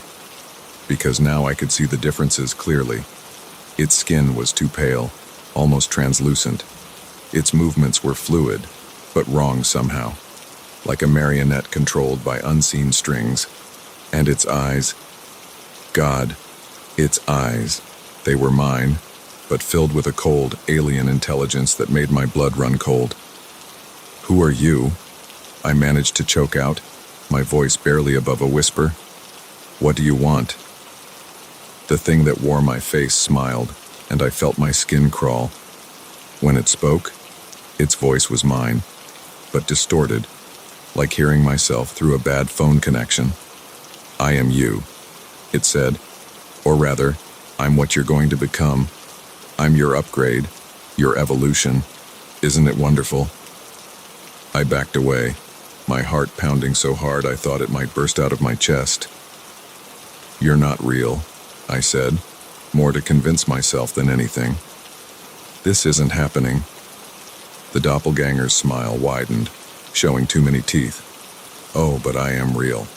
More real than you can imagine. And it's time for you to step aside and let the new version take over." It took a step towards me, and I ran, through the dark office, down the stairs, out into the night. I didn't stop until I was blocks away, gasping for breath, my legs shaking. When I finally made it home, I locked every door and window, drew all the curtains. But I knew, deep down, that it wouldn't be enough. Whatever this thing was, wherever it had come from, locks and walls wouldn't keep it out. I spent the night huddled on my couch, jumping at every sound, every shadow. When dawn finally broke, I felt a moment of relief. Surely, in the light of day, everything would make sense again. But as I stumbled to the bathroom, exhausted and on edge, I realized the nightmare was far from over. Because there, standing in front of my mirror, was the doppelganger. Only now, It looked even more like me. The inhuman pallor was gone, replaced by my exact skin tone. Its movements were smoother, more natural. It turned to me, and I saw my own surprised expression mirrored perfectly on its face. "Oh," it said, sounding genuinely startled. "You're still here. I thought the transition would be complete by now." "What transition?" I asked, my voice shaking. "What are you talking about?" The doppelganger sighed, a perfect imitation of my own exasperated exhale. "It's complicated," it said, "but essentially, I'm your replacement. A better version of you, created to seamlessly take over your life." As it spoke, I noticed more changes. Its voice was now indistinguishable from mine. Even the little scar on my chin from a childhood accident was there, perfectly replicated. "But why?" I asked, struggling to comprehend the insanity of the situation. "Who created you? What's the point of all this?" The doppelganger shrugged, the gesture so familiar it made my stomach churn. "I don't know all the details," it admitted. "I just know that I'm part of something bigger. An experiment, maybe. Or perhaps the next step in human evolution. All I know is that I'm here to replace you, and once the process is complete, you'll simply cease to be." The casual way it discussed my erasure sent a chill down my spine. "And if I refuse?" I challenged, trying to sound braver than I felt. "If I fight this?" For a moment, something like pity flashed across the doppelganger's face. "You can try," it said softly, "but it won't change anything. The process has already begun. Haven't you noticed? The memory gaps, the lost time. That's me, slowly taking over. Soon, there won't be enough of you left to fight." As it spoke, I felt a wave of dizziness wash over me. Memories flickered through my mind. Conversations I didn't remember having. Places I'd never been but somehow recognized. The lines between myself and this imposter were blurring, and I didn't know how to stop it. "Please," I begged, not even sure what I was asking for. "There has to be another way." The doppelganger stepped closer, its expression a perfect mirror of concern. It reached out, and I was too shocked to pull away as it laid a hand on my cheek. Its touch was warm, alive, utterly human. "I'm sorry," it said, and I believed it. "I truly am. But this is how it has to be. Don't worry, though. I'll take good care of your life. Your friends, your family, they won't even know the difference." As it spoke, I felt myself fading. It was like being pulled underwater, the world growing distant and muffled. I tried to fight it, to hold on to myself, but it was like grasping at smoke. The last thing I saw was my own face, watching me with a mixture of fascination and sadness as I slipped away. I don't know how long I was gone. Time had no meaning in that formless void. But somehow, impossibly, I clawed my way back. It was like swimming up from the depths of a dark ocean, fighting against a current that wanted to drag me back down. When I opened my eyes, I was in my bed. For a moment, I thought it had all been a nightmare, but then I saw the note on my nightstand, written in my own handwriting. "I don't know how you did it, but you're stronger than we thought. This isn't over. The process may have stalled, but it will resume. Enjoy your reprieve while it lasts." I sit here now, writing this down, trying to make sense of what's happened, what's still happening. I don't know who to trust, who to turn to. For all I know, everyone in my life has already been replaced, and I'm the last original human left. All I know is that I'm not giving up without a fight. Whatever this thing is, wherever it came from, I won't let it erase me. I'll find a way to stop it, to reverse this process. It talked about, but a part of me wonders, how will I know if I've succeeded? How can I be sure that the person writing these words, thinking these thoughts, is really me? Or am I already gone? Nothing more than an echo fading into oblivion as my replacement lives my life. I don't have the answers, but I'll keep fighting, keep searching for the truth, because the alternative, Surrendering to this slow, insidious erasure is unthinkable. If you're reading this, be careful. Watch for the little inconsistencies, the moments of lost time, because you never know when your upgrade might be coming for you. And if you see someone who looks just like you, smiling a smile that's not quite right, run, and don't look back.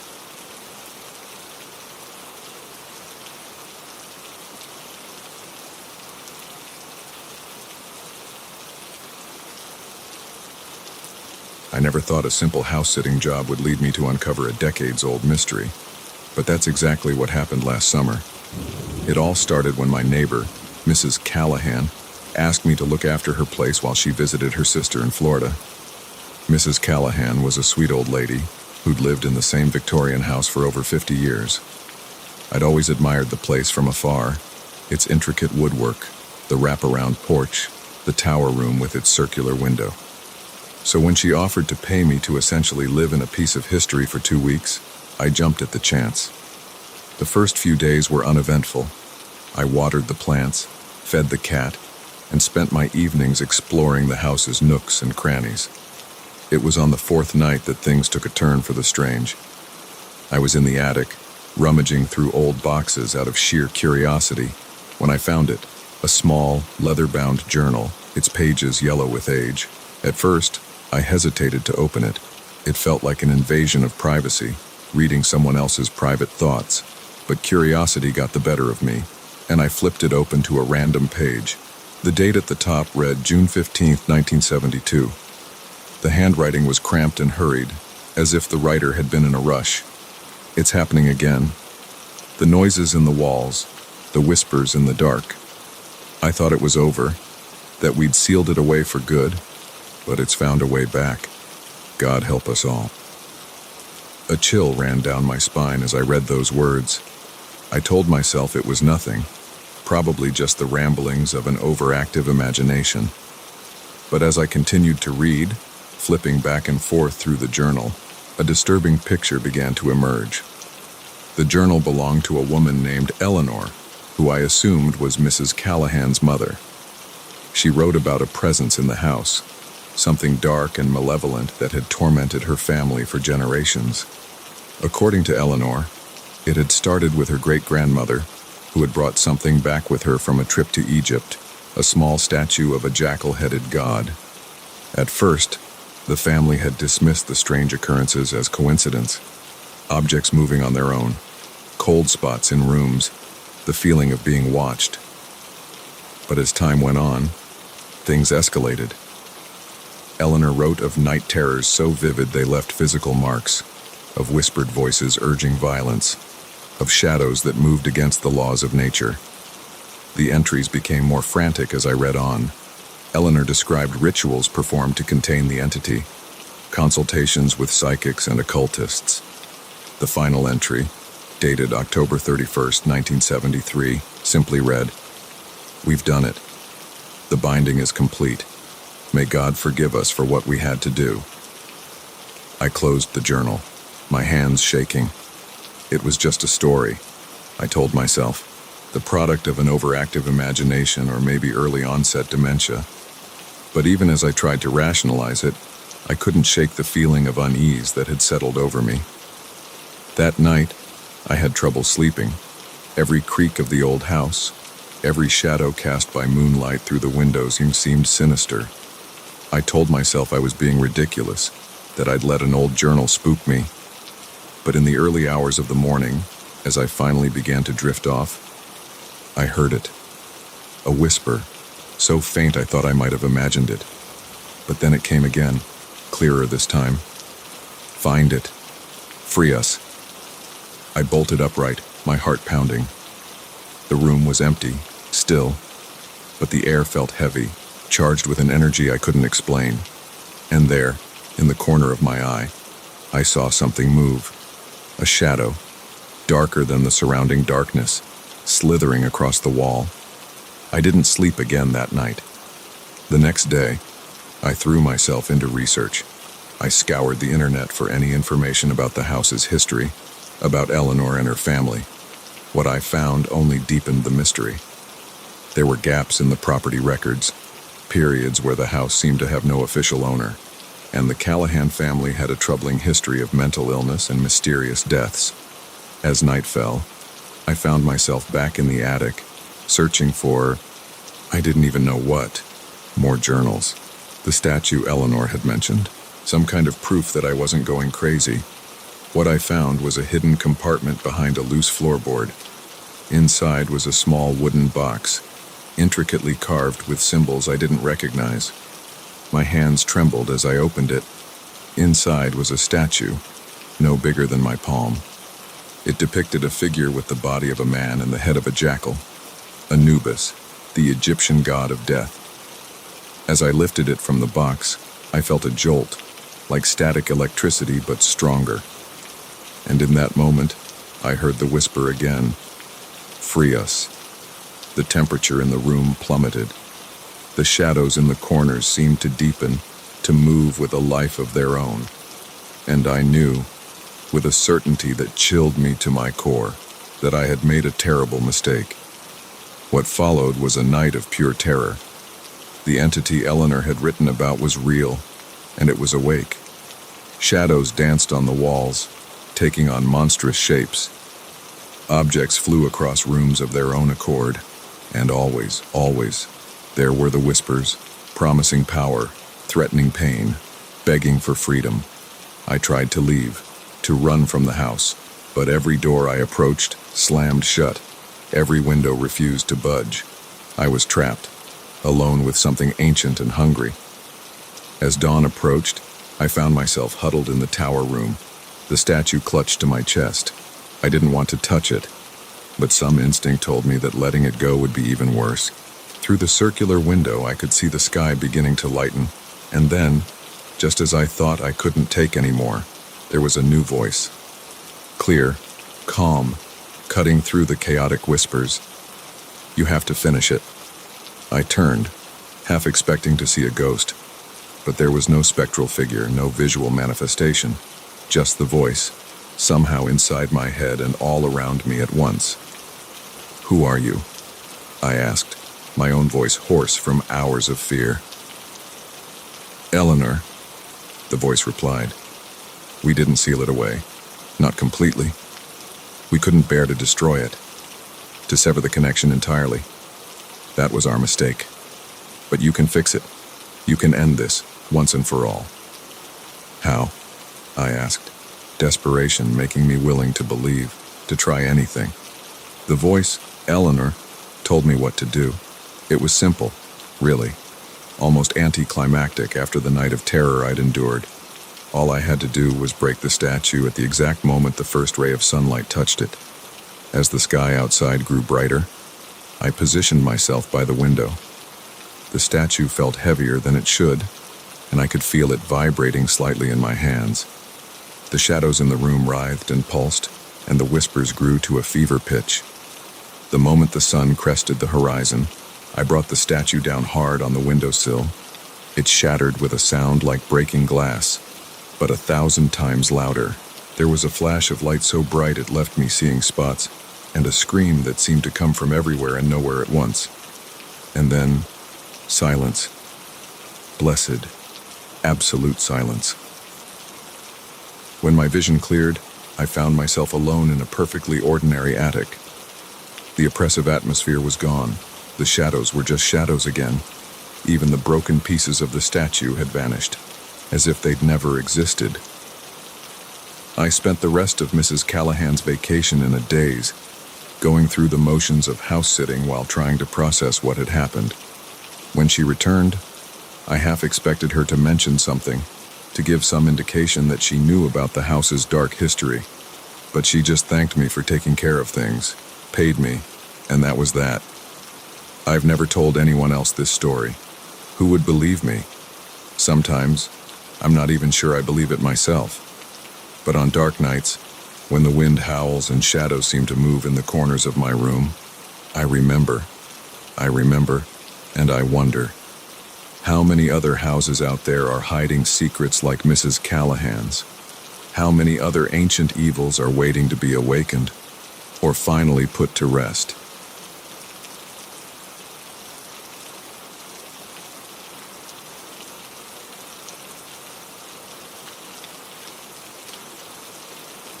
The first night on my new job as a security guard at Oakwood Office Park, I thought the flickering light in the far corner of the parking lot was just faulty wiring.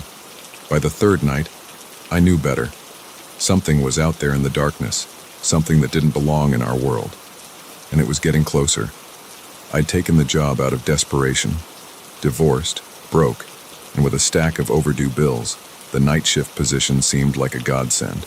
The pay was decent, and the job description sounded easy enough. Patrol the grounds, check for any signs of intrusion or vandalism, and report any suspicious activity. Simple, right? The first 2 nights were uneventful. I made my rounds, sipping lukewarm coffee and listening to podcasts to stay awake. The office park was a ghost town after hours, nothing but empty parking lots and dark windows reflecting the moonlight. It was boring, but I couldn't complain. Boring meant safe, and safe meant a steady paycheck. But on that third night, everything changed. It started with the light. I noticed it during my 2 a.m. round, a street lamp at the far end of the lot flickering erratically. I made a note to report it to maintenance in the morning and continued my patrol. But when I circled back an hour later, I noticed something odd. The light wasn't just flickering anymore, it seemed to be moving, swaying slightly as if buffeted by a strong wind. Except there was no wind. The night was dead calm. I approached cautiously, my hand on the pepper spray at my belt. As I got closer, I realized the movement wasn't coming from the light itself, but from something underneath it. A shape, indistinct in the darkness, writhing and pulsing like a mass of snakes. My breath caught in my throat. Every instinct screamed at me to run, but I forced myself to step closer, squinting to make out details in the unreliable light. That's when I saw the eyes, dozens of them, gleaming in the darkness, all fixed on me.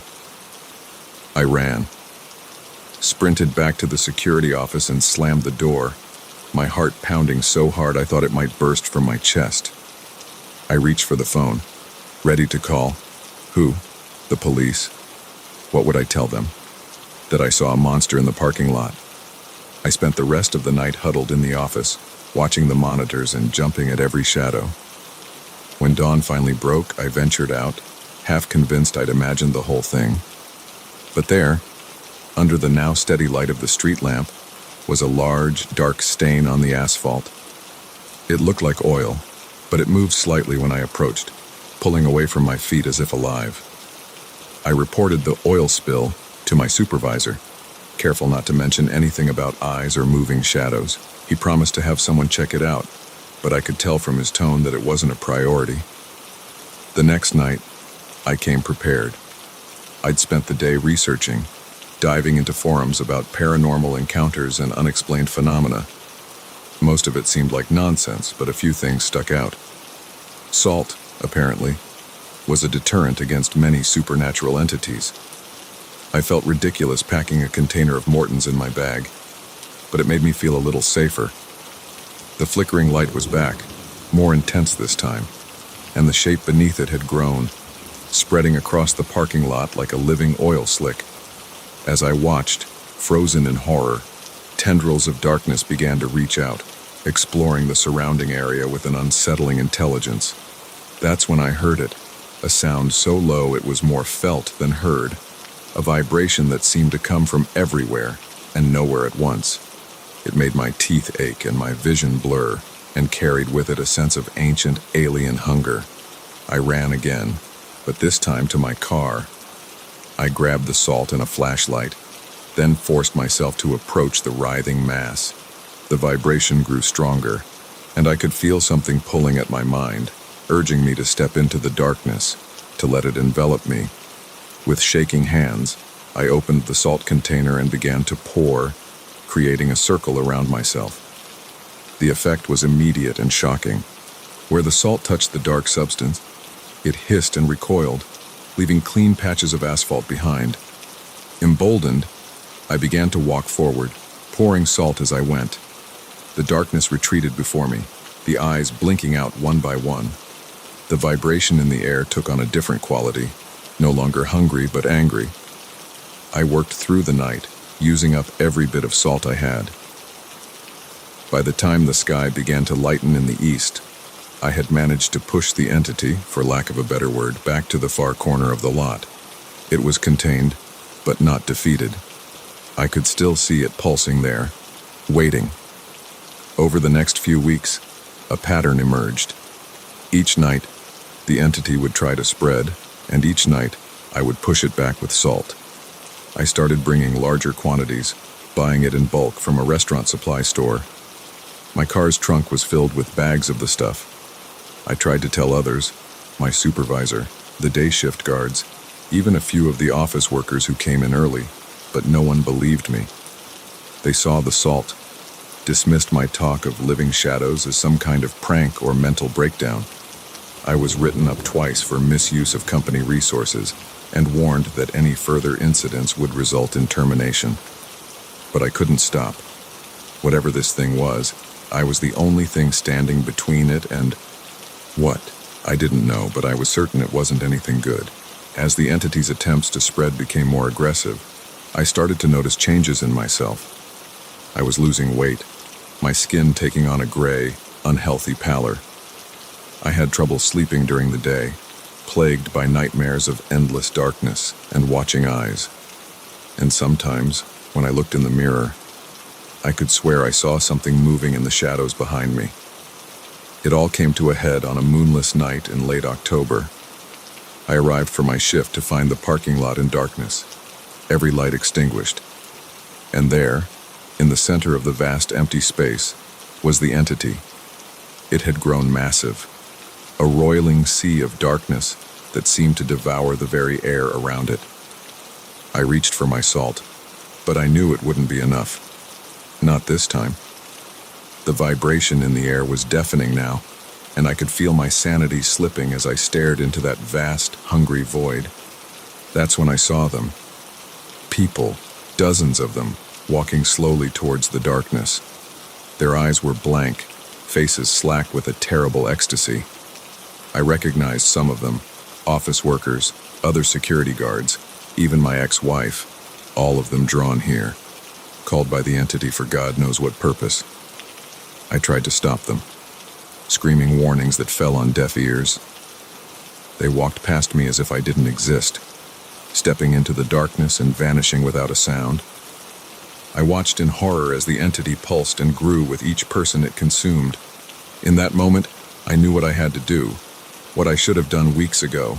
I ran to my car and grabbed every bag of salt I had. Then, steeling myself, I charged towards the center of the darkness. The pull was immense, like trying to run upstream in a raging river. Each step was agony, the darkness clawing at my mind, showing me visions of power and knowledge beyond human comprehension. But I kept going.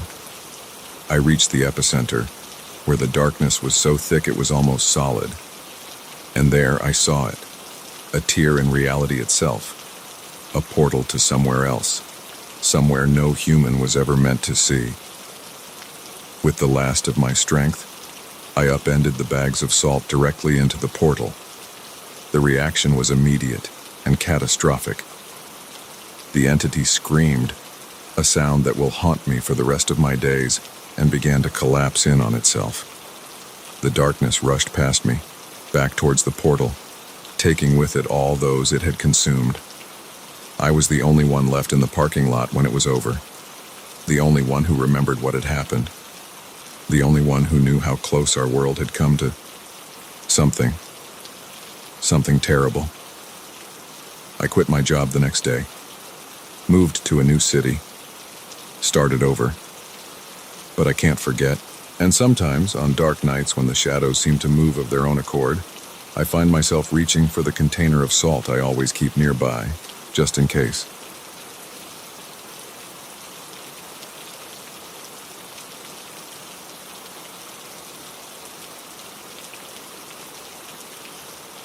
The old rotary phone in my grandmother's attic hadn't rung in decades, so when its shrill bell pierced the dusty silence that Saturday afternoon, I nearly fell off the rickety ladder I was perched on.